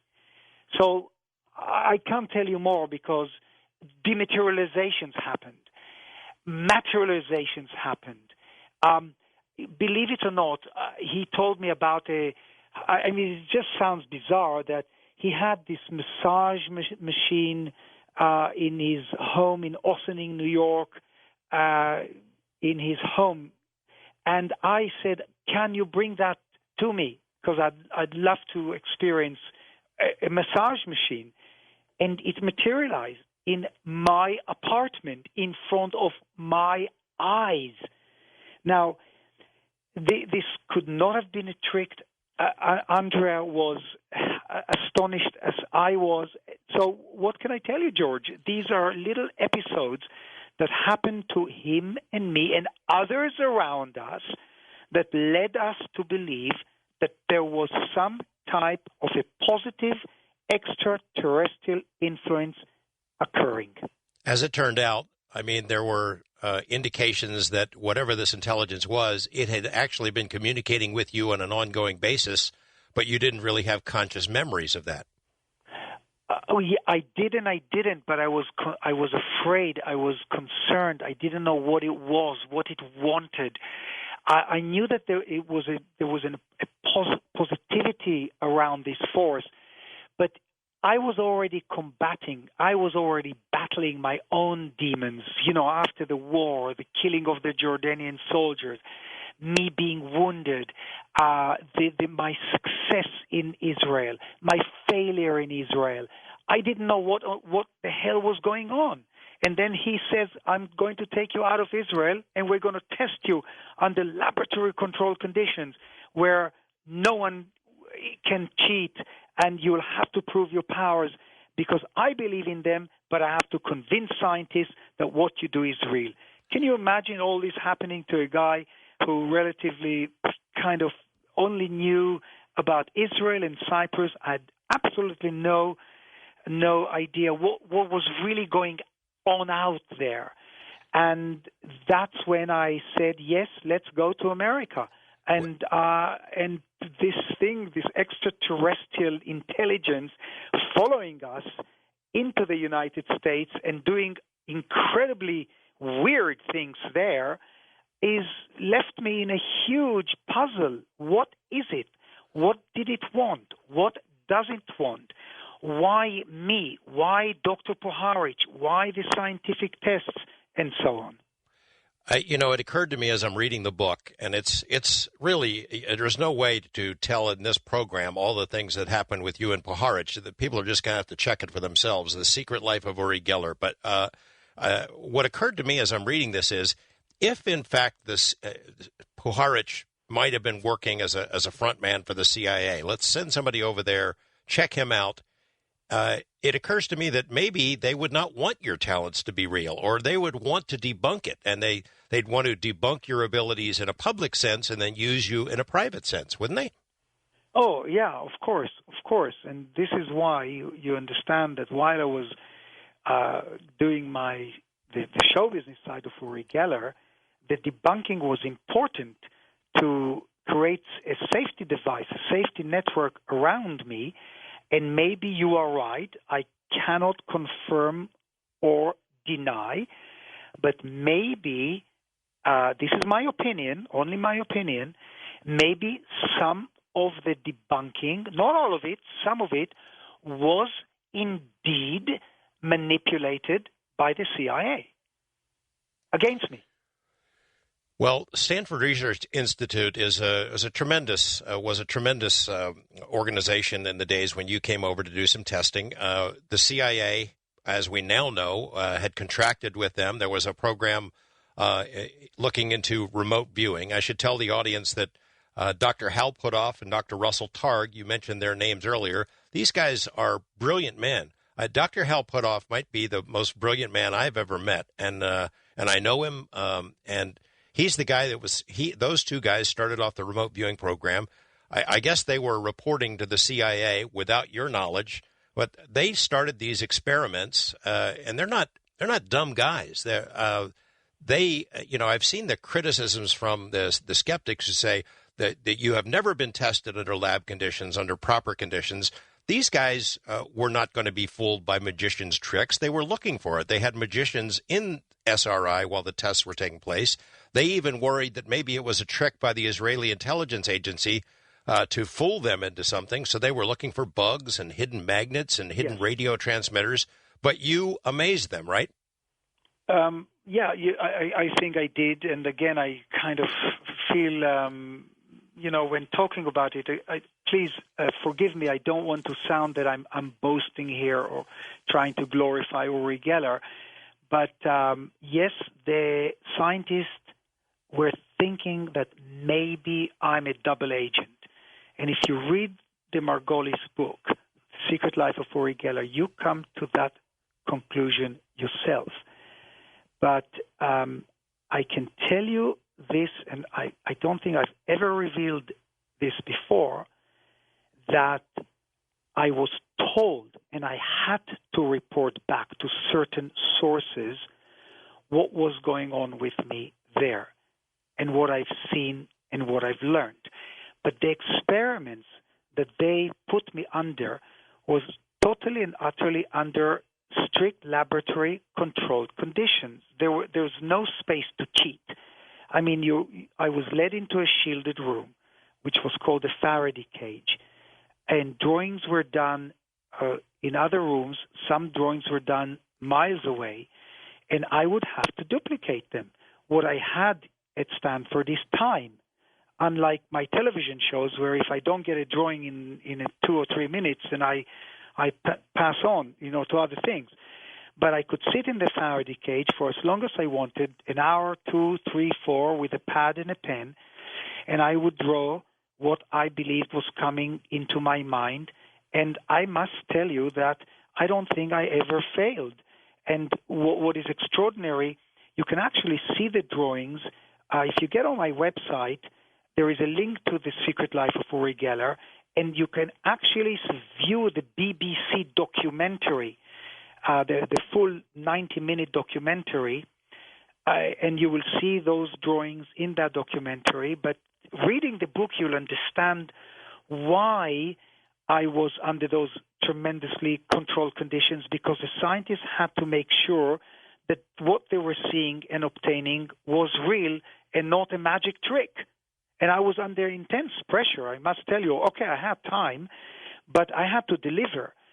But yes, you'll talk to Russell Targ and talk to Hal Puthoff and talk to Ed Mitchell and talk to the other dozens and dozens of scientists that tested me. And the people who saw me do what I do know that it's real. Most of the skeptics, I would say 95 or 98% of skeptics and scientists who try to say it's not real have never met me.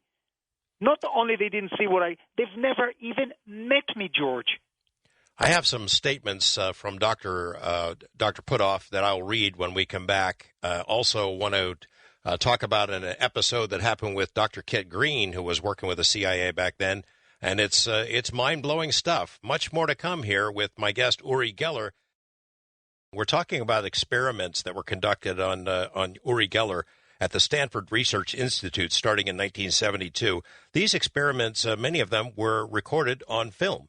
And for a long time, that film was classified. It has since been declassified, which is why people like Dr. Targ and Dr. Hal Puthoff and the CIA's of Dr. Kit Green can now talk about it openly. They did for this book, and in preparation for this program, I sent notes to a couple of them to say, hey, is Uri Geller the real deal? Are you being quoted accurately? And they said yes. Dr. Puthoff, in an article I found in preparing for this program, he talked about the criticism that some magicians and debunkers have said about Uri, that he's never been tested under rigorous conditions. Puthoff said, we've observed certain phenomena with the subjects for which we have no scientific explanation. As a result of Geller's success in this experimental period, we consider he has demonstrated his paranormal perceptual ability in a convincing and unambiguous manner. They further said, under these conditions, no magician has been able to duplicate through trickery the psychic feats performed by Geller and others, and some won't even try. They brought magicians into the experiments. They were looking for tricks. They didn't find any. And these results are detailed in this new book, The Secret Life of Uri Geller. There's no way we can cover all of them, but we're going to cover a couple of them, a couple of amazing stories when we come back. Much more to come here on Coast to Coast AM. Welcome back to our conversation with Uri Geller. Uri, there's no way we can cover everything that was transpired at Stanford Research Institute, but I do want to mention two stories that are outlined in the book that really stuck in my mind. These stories and the results from the SRI studies make it really difficult on the debunkers to deal with. They have to basically sidestep them for their thesis that you're a fraud and a quack and a trickster to remain. One of the stories involves Dr. Kit Green, who was sort of the Fox Mulder for the CIA back in these days. He's a brilliant man. He's a medical doctor. He has other degrees. You knew him, I think, at the time as under a cover name of Rick, because you didn't know at the time, or maybe you did, that the CIA was in charge of sort of overseeing this research. But there was an experiment, I guess, he did at his home as a test for you. Do you know what I'm talking about? Yes, I believe so, because I've done a few tests over the phone. By the way, one of them was with the head of the CIA. Yeah, that's the other story I wanted you to tell, William Casey. He called me out of the blue, Bill Casey, and I remember Shippy took the phone and he says to me, "The head of the CIA is on the phone for you." I couldn't quite believe it. But if I may tell you that story first. Yes. Bill, to the best of my recollection, Bill says, "I've heard about you. I know the reports in the SRI. I'm holding something in my hand. What is it?" And I kind of thought to myself, "Oh boy, what if I don't know what he's holding?" But then I started describing a dagger, and I told him, "You're holding a dagger which has a white handle." And all I heard is, "Well, I'll be darned. Thank you." And he shut the phone. And I basically described a dagger that he was holding in his hand, which had an ivory handle. The time with when Kit Green did an experiment or wanted to know what he has on his table, I believe he was holding a book, an anatomical book with different parts of your body, and I tried to describe what's on the picture, and then I very strongly got the word architectural, and I wrote it down on the piece of paper, and later, a few months later, Kit Green revealed that that's exactly what he had written on the book, on that page. Architectural. So yeah, I mean, that to him, that was enough proof that I was using some type of an extra sensory perception, and I managed to see from thousands of miles away what he was holding in his hand. What he describes in the book and on video in the film is, he said he wanted to do an experiment. He grabbed a book that was on his desk, and it showed a picture of the human brain, and it had the word architecture written in his handwriting. But you took a minute or so and you described it as scrambled eggs. You thought it looked like scrambled eggs. That's correct. But you know, George, I've done these type of tests hundreds of times in many different countries.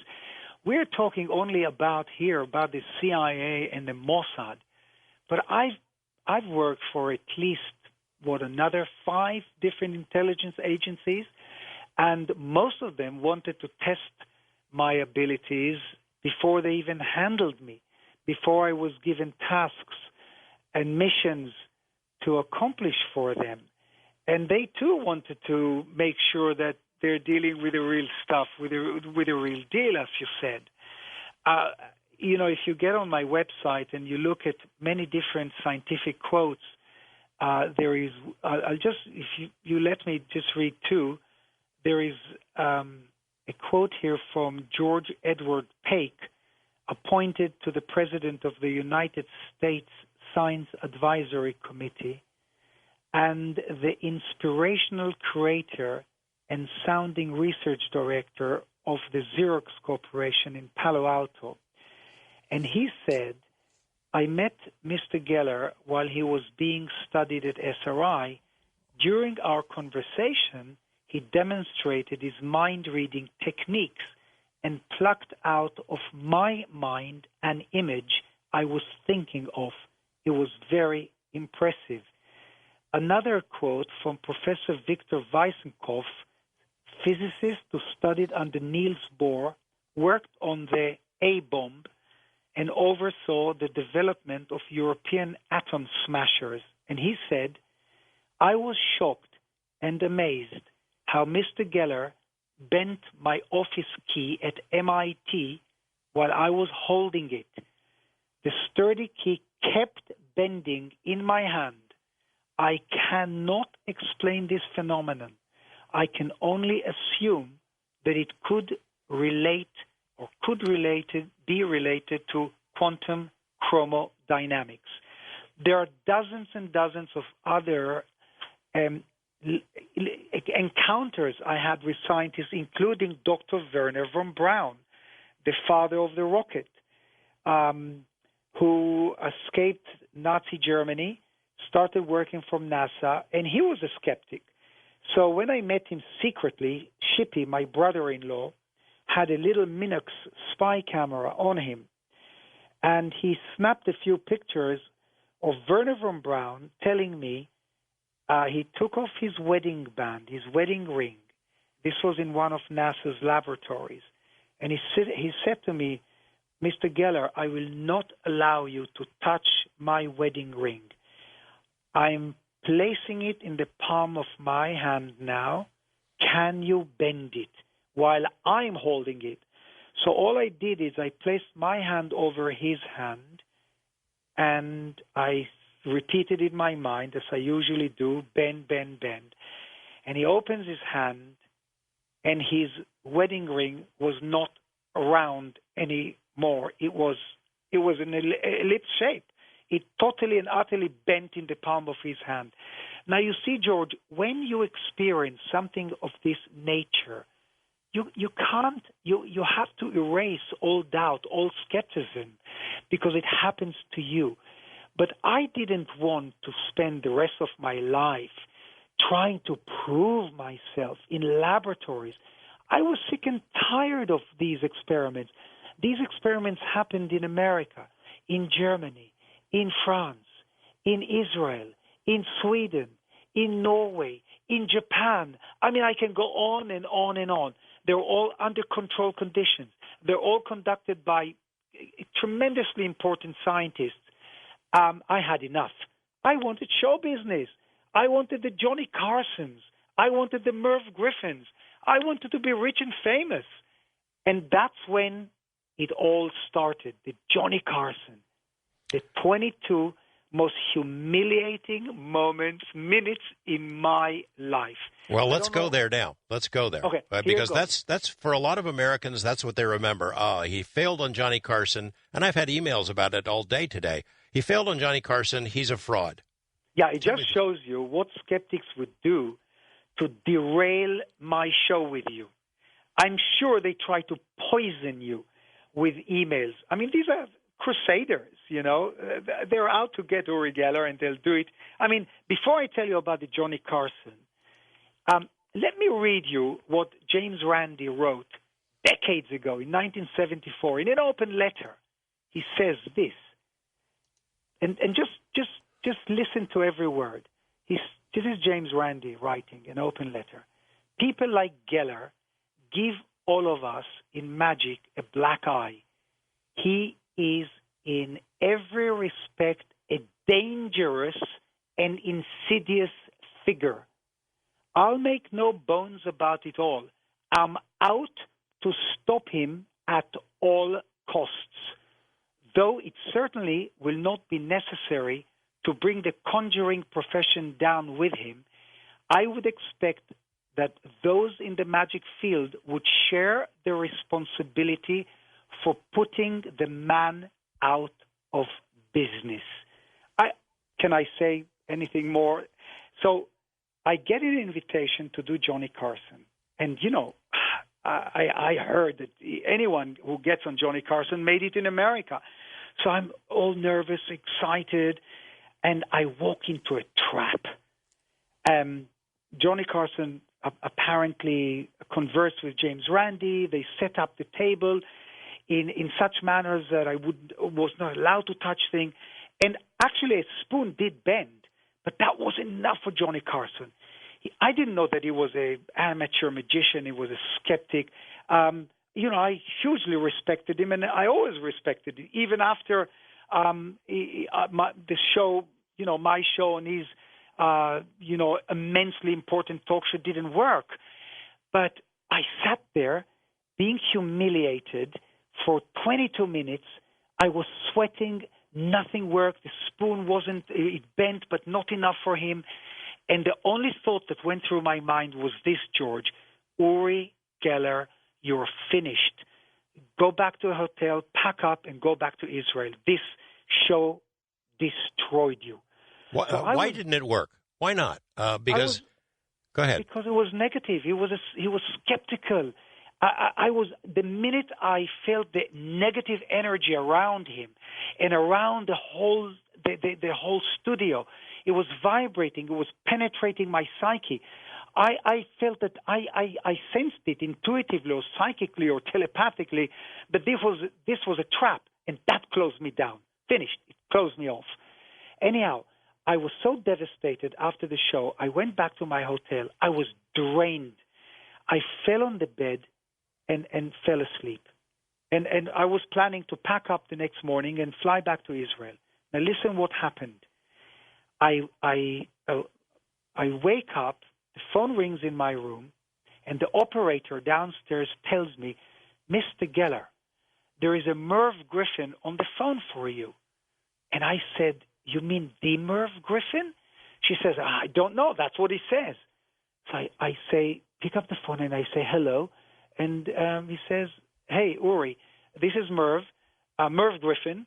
I saw you last night on Johnny Carson. I want you on my show this week. And that's when I realized, George, that there is no such thing as bad publicity.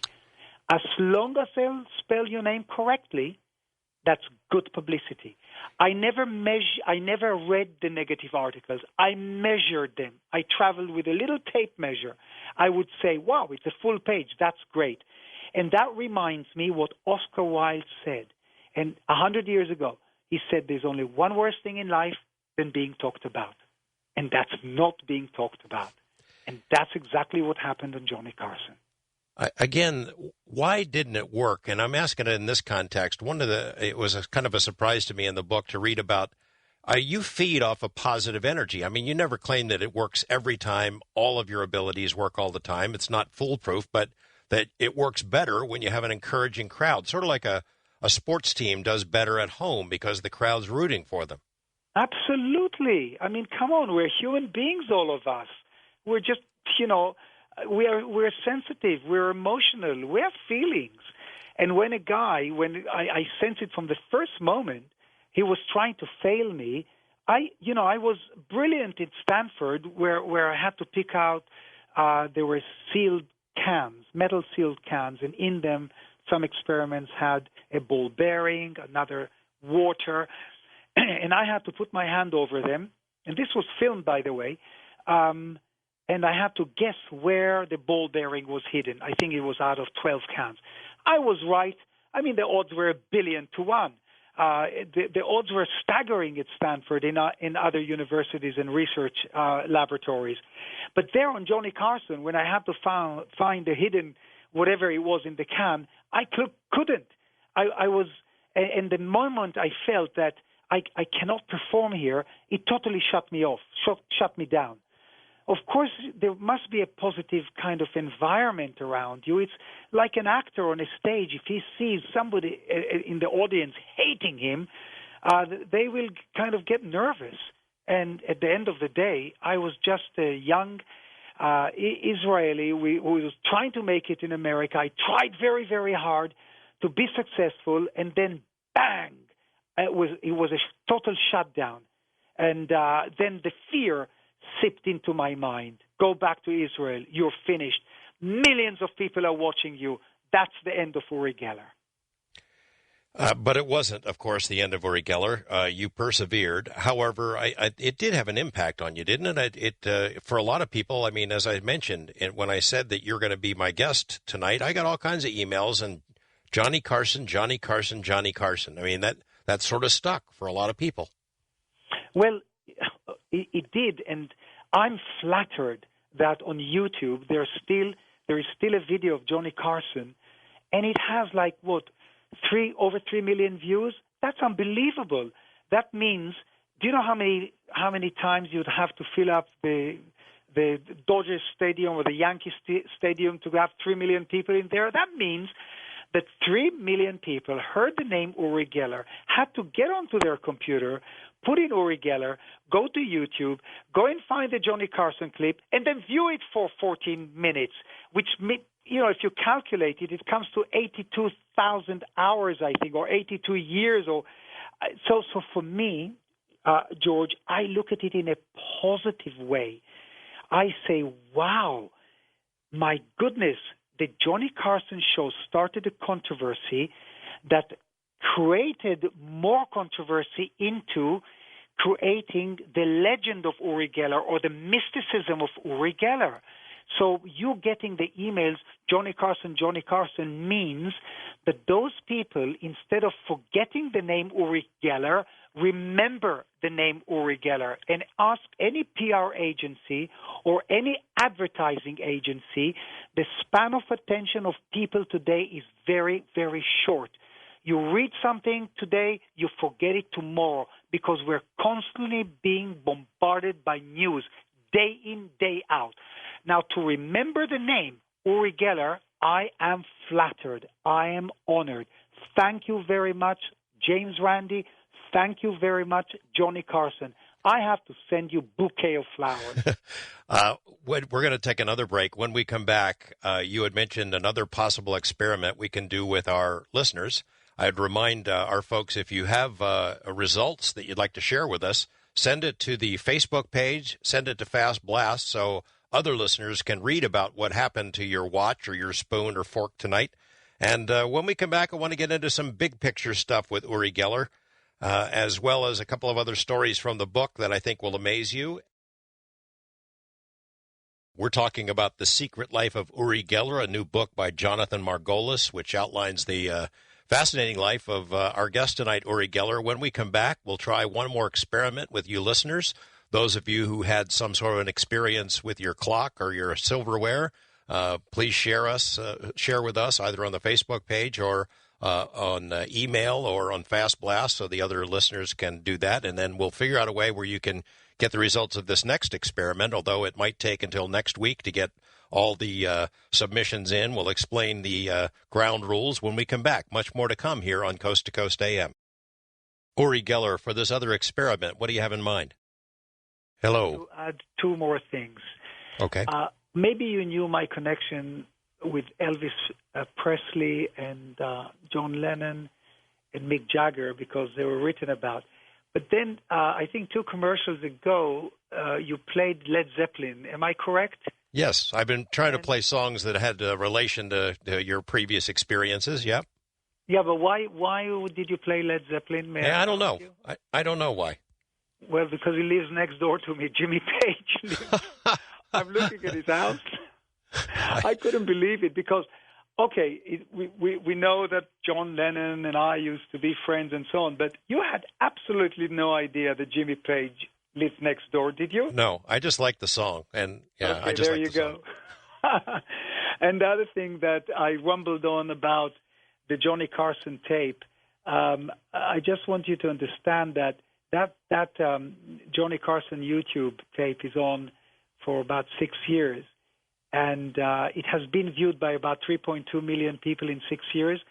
That's like filling the Yankee Stadium 64 times, or if, this is important, or if each of those people has watched the 14-minute video, George, it means they have collectively invested 31,000 days or 85 years in watching a derogatory video about me. Now, how can I not be flattered about that? Well, let's one more thing about James Randi, and I'll leave it alone. You know, it is important to have skepticism, and I think it is a noteworthy and noble goal to go ahead and test these kinds of things. But James Randi is not exactly a dispassionate observer in this. There's a story that I read somewhere. I don't think it's in the book. It's somewhere else that even after all the back and forth that you two had, which got pretty nasty over the years, you ran into him in New York. There was a David Blaine, I think, was doing some sort of an outdoor magic show, and you saw Randi over there, and you walked up to him. Tell me what happened. I walked up to him, and I stretched out my hand, and I said, "Hey, Randi, let's shake hands." let's put all this behind us. And he just turned to me, and I said, here's my hand, shake my hand. Of course, he didn't want to. And then I said, Randy, why aren't you shaking my hand? And he looked at me and he said, because I hate your guts. But I have a book in front of me. Let me just read you one paragraph out of this book. It's called Uri Geller, Magician or Mystic. It says this. So how has Randy become so bitter as to have likened Geller, as he did in a Los Angeles Times interview, to Hitler and himself to Churchill? It would seem almost that Geller had destroyed Randy's livelihood and murdered his brother rather than having challenged his belief system. This is amazing because also what people don't know is that between February 1975, George, and February 1998, Randy wrote me a series of extraordinary letters. You don't know about this, do you? No. May I just quote some words from this letter? Because this is from the same book. Okay.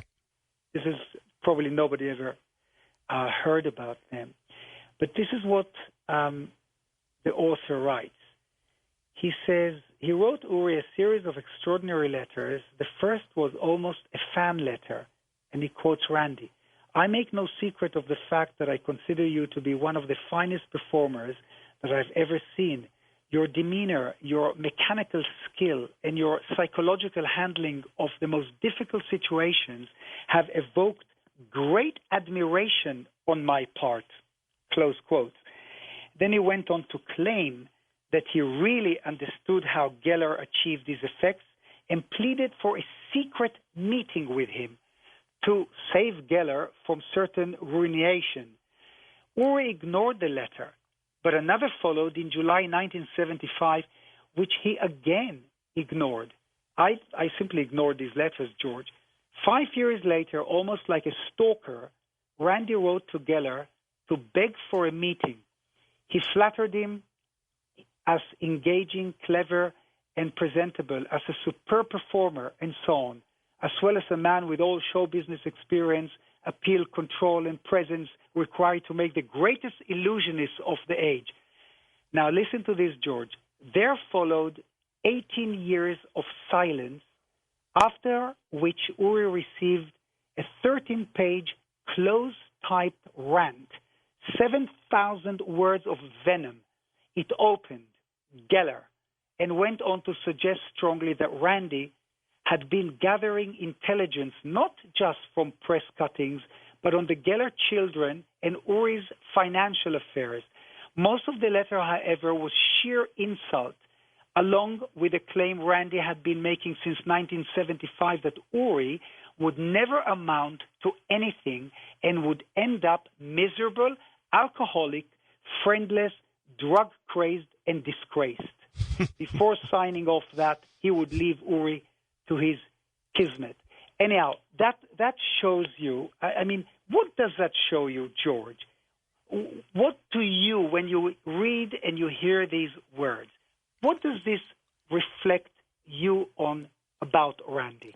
Well, as a scientist, he's not dispassionate at all. He's going into this with, he has deeply held beliefs that I think it wouldn't matter what kind of evidence or demonstration you made, he would find a way to dismiss it. And do you think, George, because you've been controversial yourself, no doubt you get very nasty emails.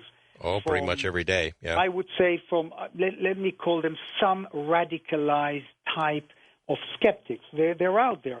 Even now, I have received on my BlackBerry, just because I'm on with you, about 103 emails while we're talking, and during the commercial breaks I try to answer them.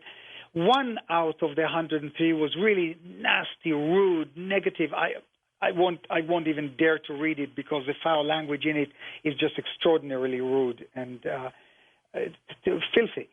So how did you deal with skeptics when you were being attacked, George? I don't know.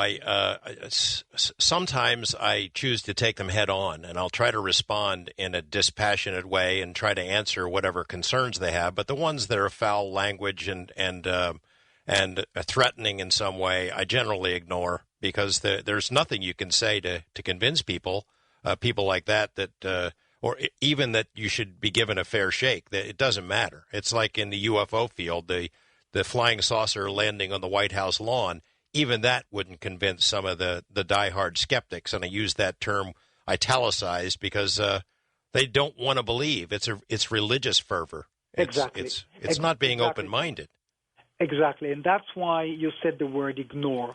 That's why for 40 years I ignored, but I had to pick up the phone to my lawyers, when it went out of control. And we won't go there, what things were said about me, libelous and lies and so on. And then my lawyers dealt with that. And believe it or not, with all the lawsuits that I had brought upon people, I never set my foot in court ever. And I gladly say that some of the settlements were amazingly favorable for me financially, believe it or not. But there is a point where you can't turn your face away, because the libel is so powerfully negative that you cannot let something like this go on. Can you, George? Did you ever have to sue someone? No, I never had to sue someone. I didn't know that my reputation was worth preserving, so I never had to sue someone. I have been sued, but I've never lost in one of those lawsuits. I want to tell one more story before we ask some questions, big picture stuff. This is from someone who is a dispassionate researcher, who is not a paranormalist. It's Dr. Kit Green, and I had asked you earlier about this experiment that was done on the phone. The one I had in mind was something different, and I think it's Kit Green, is where he wrote a series of numbers in an envelope, and he sealed the envelope, and then he asked you to sort of read them. Do you remember the story I'm talking about? I think it's Kit Green. See, George, I've done it so many times. Well, in this story, the way it was told to me was Kit Green had these numbers written in an envelope and sealed, and he was asking you to read them. And as he picked up the envelope, and you started reading them, and he realized you were doing it, and he started jumbling the envelope. He turned it upside down, and on the other end, you had a violent reaction to it. You said, "Hey, whatever you're doing, it's making me sick." I remember that. You know, when my show, The Next Uri Geller, was on NBC, on NBC it was called Phenomenon. Chris Angel was my co-host, and he's an amazing performer, incredible, like David Copperfield. I mean, I take my hat off to people like Chris Angel and Copperfield and all the big illusionists and magicians.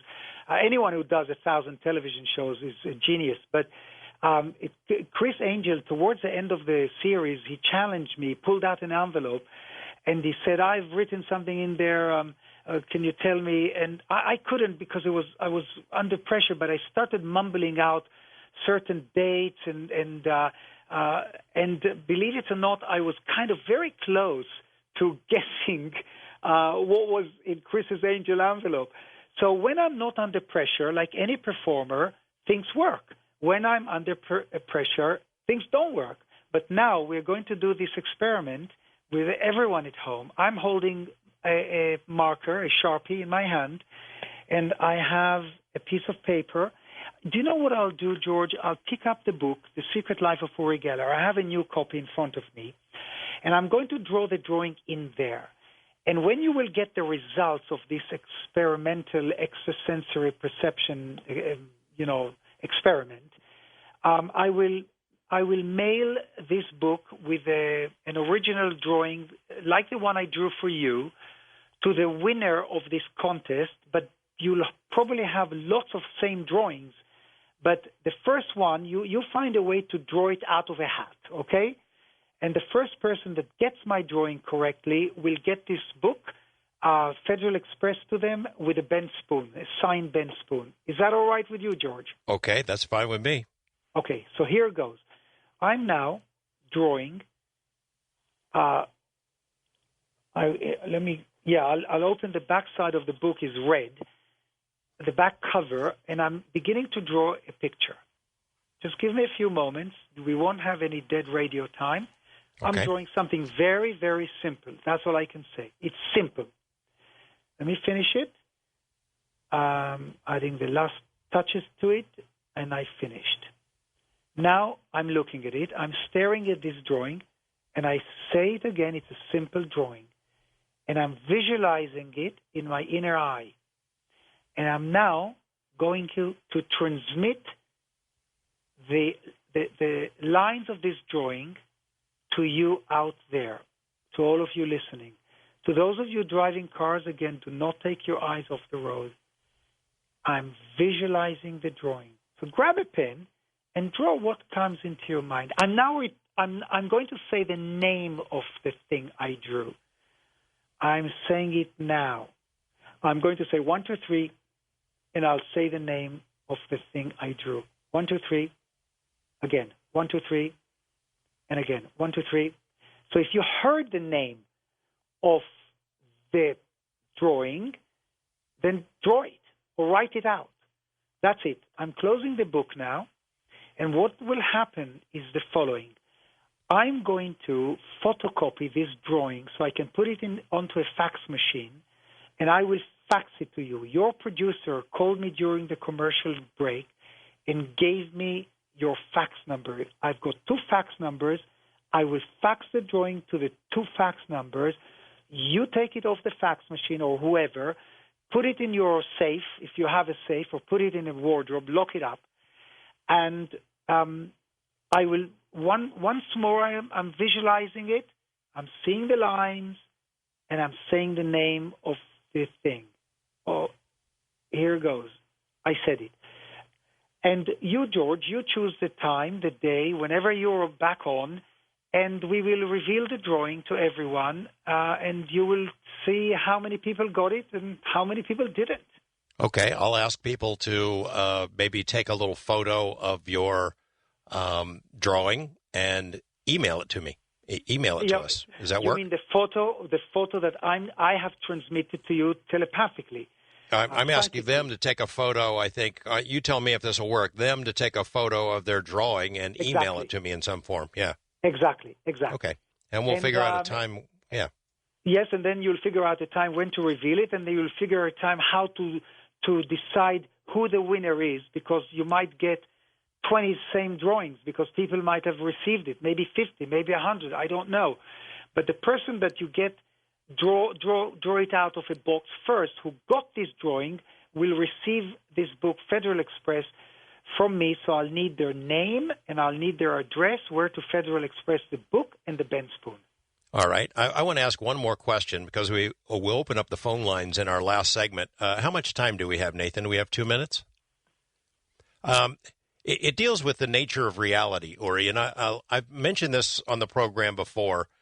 You were mentioning about these messages you got from whoever this other intelligence is. I'm generally an optimist in life, and I look for goodness in humans, but I've become increasingly bleak in my view of reality and the future.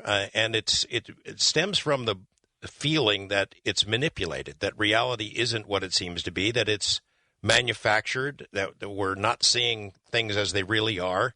And I just want to know if you are optimistic in general, or if you have any feelings of the same way that reality is somehow an artificial construct.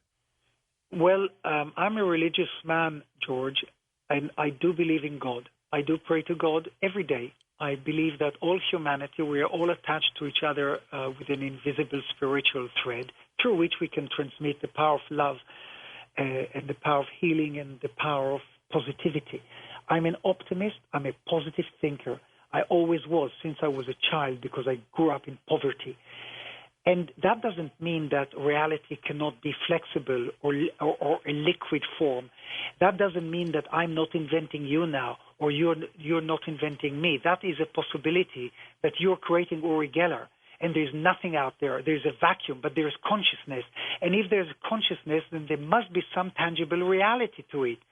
We don't know. We know very little about our minds, about the way the universe works, about the mysterious ways God makes things happen. But you're talking to a religious man. I don't know how an atheist or an agnostic will react to this. This is the way I think. I think very much like you, except I do believe that there is a creator out there. And I'm a positive thinker, and I send you that positivity to all of you who listened in this show. I'm sending you my love. I'm hugging you. I'm kissing you. And I thank you, George, for having me for so long. Well, it's been a fun time, and we still have one more good segment to go. I'll tell you, it's been an enlightening experience. And in reading the book and in other material and preparing for the interview, I mean, I had, as I mentioned at the beginning, I had mixed feelings. I didn't know for sure whether you were legit or whether the people like Randy were more accurate, that you were a fake. But I have a hard time explaining the things that were discovered by those guys at Stanford. And anyone who wants to debunk you is going to have to figure out a better explanation for those experiments that were conducted. Much more to come here on Coast to Coast. Stay with us. Opening up the phone lines, we'll take as many of your questions from my guest as we can get to. Stay with us. This should be interesting. One other quick question, Uri, before we open up the phone lines. In your book, in this new book, The Secret Life of Uri Geller, you say that after 9/11, that you got a call, that you were essentially reactivated. A guy named Ron, you don't say what agency, you don't say what country. I could certainly make some guesses. Is that, can you tell us whether that is still the case, or you can tell us any more about the mysterious Ron? No, I can't. I have to leave it a mystery, a question mark, because not only I was reactivated, but quite a few remote viewers were reactivated indeed, because America and other countries, they needed information, and they needed information fast. I'm very careful, what I reveal and what I don't reveal, but any intelligent person reading The Secret Life of Uri Geller will come to their own conclusions, because they're quite clear. Jonathan Margolis did a brilliant job in putting the book together. I also urge all magicians, illusionists, amateur magicians, mentalists, you must read this story. You must. Concerning some missions that I've done, George, for instance, Senator Claiborne Pell, who was the head of the American Foreign Relations Committee, asked me to bombard the Russians to sign the nuclear arms reduction treaty while they were negotiating with him in Geneva. He arranged for a secret meeting. These are things that I can tell because they came out in the open. So the secret meeting was with Ambassador Max Kempelman, who flew in from Washington to brief me in a secret meeting in a London office. And I knew that down the line, a few years from then, no one will believe me. So I actually had a secret photographer photograph the meeting. When I walked out of the office, I shook his hand, and I took a picture of that important meeting. Nevertheless, I flew to Geneva with Senator Pell. Al Gore was there. Max Kempelman, Ambassador Max Kempelman was there, and Yuli Vorontsov, the Russian negotiator. And my task was to get really close to him and bombard his mind telepathically to sign the nuclear arms reduction treaty. I got 3 inches from his head, and I stood, behind him, and I constantly repeated, like with a drawing, like with what I did with your listeners, I said in my mind, sign, sign, sign, sign. And believe it or not, George, they signed. Of course, I can't totally claim that I did it alone, but there's no doubt in my mind that I was influential. Another story that came to light, and it's well written in the book, is when a Russian top-secret plane with probably secret material crashed in Africa. It crashed in Zaire in the jungle, and it crashed under the, it disappeared under the jungle canopy. So satellites, CIA satellites, could not photograph the place, and the Americans had to get to the plane first before the Russians did. Anyhow, President Carter, after his presidency, was lecturing in a university, and a student asked him, President Carter, did anything weird or bizarre happen while you were president? And he kind of stood on the stage and says, yeah, I remember a Russian plane crashed, and a psychic found the plane for us in Zaire, in the jungle. So there are amazing revelations, and one of the biggest revelations in the book comes from Scott Jones, who was an American Air Force fighter pilot, an amazing individual. So is Kit Green. Everyone interviewed for the book was just extraordinary. And they revealed that the top secret remote viewing program terminated in quotes, because it never did terminate. I can guarantee you that right now, as we speak, there are remote viewers working in different countries because, the situation around the world with all these terrorist groups it's immensely important to find them and put a stop to this, because some terrorist group out there is working on a nuclear suitcase bomb. You know that, George. You've probably spoken about this. That's the next big thing, is to create a suitcase nuclear weapon, put it downtown somewhere in Los Angeles, Washington, London, Paris, wherever, and blow up the place. And that's what they're working on. So everything and anything that intelligence can bring in is important. Now, going back to the revelation, is that it was on a theological basis. One of the people who were responsible on espionage and so on was a very deeply religious man, and he decided that remote viewing was kind of out of the ordinary, maybe it was kind of demonic, maybe, or so on. So they had to stop it, but they stopped it only to the extent for us what is visible in the media. But remote viewing, secret espionage with the power of the mind is still going on. Yeah, the public announcement is, well, we've wasted enough money. Remote viewing didn't work, so we're canceling it. But in fact, not only from Scott Jones, who was the aide to Senator Pell, but from other sources that you and I both know, that the word is this program went into the deep black. It's continuing. Exactly. It's just not on anybody's books. Exactly. And I know that there are at least five countries around the world who engage remote viewers, call them psychics, call them paranormalists, call them intuitives. But because it's actually a cheap way of obtaining information.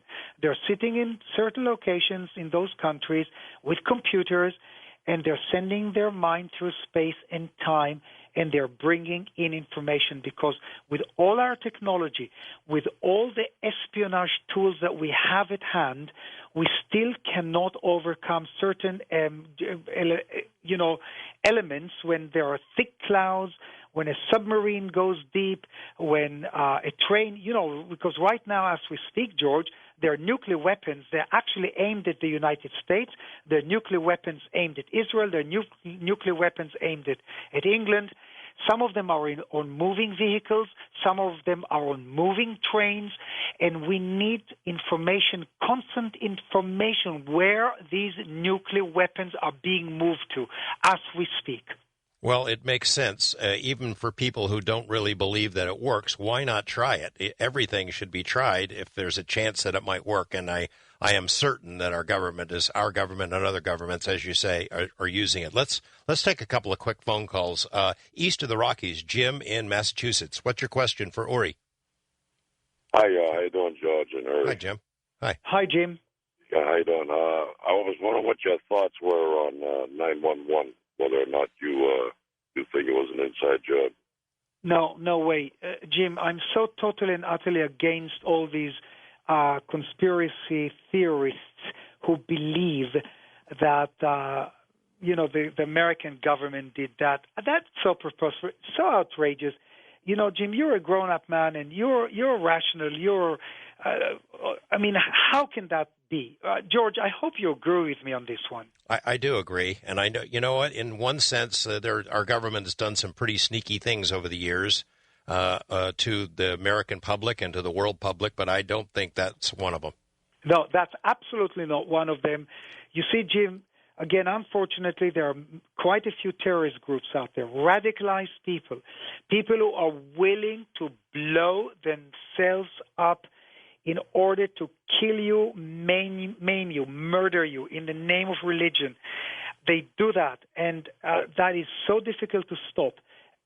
So we have to activate every means that we have at hand to find them and stop them. And by the way, George, I don't know where your mind is at, but what, for instance, Edward Snowden did, I'm against, absolutely against stealing secret information and giving it to newspapers, spreading it out there in Russia, wherever he is right now, is no good. It's bad. Because some information that has been stolen, that information has tentacles into other areas and other departments that can put lives of people at risk. And that is a no-no. That is outrageous. I'm against it. And no matter what you read that is getting awards, and there are those people who say, well done, Edward Snowden, you did great, you exposed this eavesdropping system, that is bad. I'm against it, and he should be tried. Jim, thank you for the call. West of the Rockies, Jeff in Culver City. Good morning, Jeff. Hi, George and Mr. Uri Geller. Yes, Mr. Geller, your powers are truly fascinating, and I've always been curious about these psychokinetic and telekinetic activities. The ability to move, alter, manipulate, and even transform objects is an amazing feat and could be utilized for the most sinister purposes if an individual truly and authentically possesses this gift. The remake of Carrie, that movie Carrie, comes to mind. But my question is this, Mr. Geller. If you are so gifted and adept at this strange and unusual paranormal aptness, why haven't you or any other person used this unique gift for diabolical purposes, given the fact that we're living in the age of virtual evil? And I'll take your answer off there. Well, that's a good question, Jeff. There are rules, right, Uri? Absolutely. First of all, I'm a religious man. I believe in God. I believe in goodness. Evil, I don't believe that there is a force out there that is evil. I think we create evil. I've been doing, trying at least to do positive things throughout my life. I cannot do. Well, let me tell you a story, and this is true. In one country, I was in a research laboratory, and the scientist comes to me and says, come, Mr. Geller, well, they call Uri, whatever. He took me to a room. It was a white room. And in the room stood a white pig, a big pig. And the scientist looks at me and tells me, Uri, I'm going to go out for lunch. By the time I come back, I want the pig dead. What he meant is that he wanted for me to kill that pig with the power of my mind. Well, first of all, that shocked me. It devastated me. Just that request, everything I built up scientifically with scientists all around the world, working with them, shattered at that one instant. And I actually ran out of the laboratory, never came back. So even if I would have tried, there are laws and regulations in the universe. And I do believe that even I don't even want to call them gifts, because then I make them too religious, and I'm not a guru, and I'm not a prophet, and I'm not a healer, and I'm not a miracle worker. But whatever I do possess is for good, not for evil. And even if I tried to do something negative with it, I would be stopped. It just would not happen. For example, Uri, could you use it to pick a horse race or to rig a slot machine? I've tried when I was in London in the early 70s. I was still, poor. This was before I found oil and gold for major mining companies. I went to a casino and I said, I'm going to win. I'm going to predict where the roulette stops, where the ball will land, or what number it will land. And by the way, if you look at the film, that secret CIA film, which is on my website, from Stanford Research Institute, and also the BBC's film, The Secret Life of Uri Geller, is on my website. And again, I urge you to get the book from Amazon, The Secret Life of Uri Geller. You will read that I went into that casino and I won because I knew where the ball will fall. I either predicted it, and I saw where it's going to fall, or I manifested an energy form that led that roulette ball to fall into that number. I don't know. But I walked out of that casino with 17,000 pounds, which would be then, I don't know, $25,000. And I tucked them in my leather jacket. I'll never forget the moment. I was so happy. My gosh, I'm going to walk into casinos now. This will be my job, and break casinos. But the next morning, I had an interview in Liverpool, and a limo drove me there. A driver, big Daimler with a glass partition between us, and I was sitting there with these 17,000 pounds in my pocket, very happy, and suddenly I heard a voice in my head, and it was almost like shouting at me, "Why did you do it?" I panicked. I just thought, I don't know, I was going crazy. And I started banging on the partition for the driver to stop the car. He couldn't stop the car because there was a motorway. I was going crazy in the back, going insane, I thought. And then I felt the car sway. It turned into a gas station, and some mysterious force opened the door. I mean, the door kind of slammed open, and I was thrown out of the car. This is a true story. I felt like there was a ton of weight on me, and it scared the hell out of me, this whole episode. And I took the money out. I got back into the car. I apologized to the driver, and I lowered the window, and I threw out 17,000 pounds on the motorway, on the highway. It really happened. That was some lucky passers-by there. Let's try for one more quick. Go ahead. Yeah, no, whoever found the money was happier than me, but I know I got rid of something, and I never did ever gamble, and that answers the question with this power I have. We'll try one more quick question. Jason in L.A. on the wild card line. Better make it a quick one, Jason. Yeah, hi. Beautiful show tonight, guys. You were a friend of John Lennon's, and I think a lot of people after all these years still don't understand or know that Lennon claimed to have his own ET contact. And I came across an article that you had written called The Night Aliens Called on Lennon. It was written by you, I guess, in 2004, I believe. And I was wondering, in the article, it said that from his contact, he was given a golden stone, egg-shaped golden stone. And in an article, it says you're in possession of the object after all these years. I was wondering, after all these years, have you had the item tested? Okay. Are you still in possession? And we've got about a minute. Thank you for the call. We got about a minute left. Answer very quickly. Yes, he gave me that. He claimed that he got it from an ET, and the reason, listen carefully, the reason I do not want to send it to be tested, I am actually holding it in my hand, it's with me all the time, is because I don't want to be disappointed that this object is made in Taiwan somewhere. I want to believe John Lennon's words, and I do believe that he had an extraterrestrial contact, and that really happened. And it's a pretty spectacular story that he told you about that contact. And I believed him. I first asked him, were you on something? Did you smoke? Did you take a drug? He said, no, Uri, it happened. It was in the Dakota building in his bedroom. It's a true story, and I carry that golden egg with me everywhere I go. It's in my hand right now. Uri Geller, the new book is called The Secret Life of Uri Geller by Jonathan Margolis. I hope people will check it out. Also hope they will go to your website. You can watch this film of both the BBC film and the once classified film from Stanford Research Institute. And it's been an enjoyable 4 hours. It flew by. There's a million other questions I'd like to ask, but I hope you'll come back and we'll see how our experiment worked. I love you all. Thanks, Uri. I'll be in touch with you. Thanks very much. And folks, I'll let you know how our the drawing experiment goes. Perhaps by next week we'll see how it goes. And thanks to all of you who gave it a try to the spoon bending and watch fixing experiment as well. I still want to hear those stories if you want to send them to us, especially those of you who won't hear this show until it's on a delayed basis. Thanks to Tricia, Nathan, Lex, Dan Galante there, and also to my guest, Uri Geller. I'll be back next Sunday. Good night, everyone.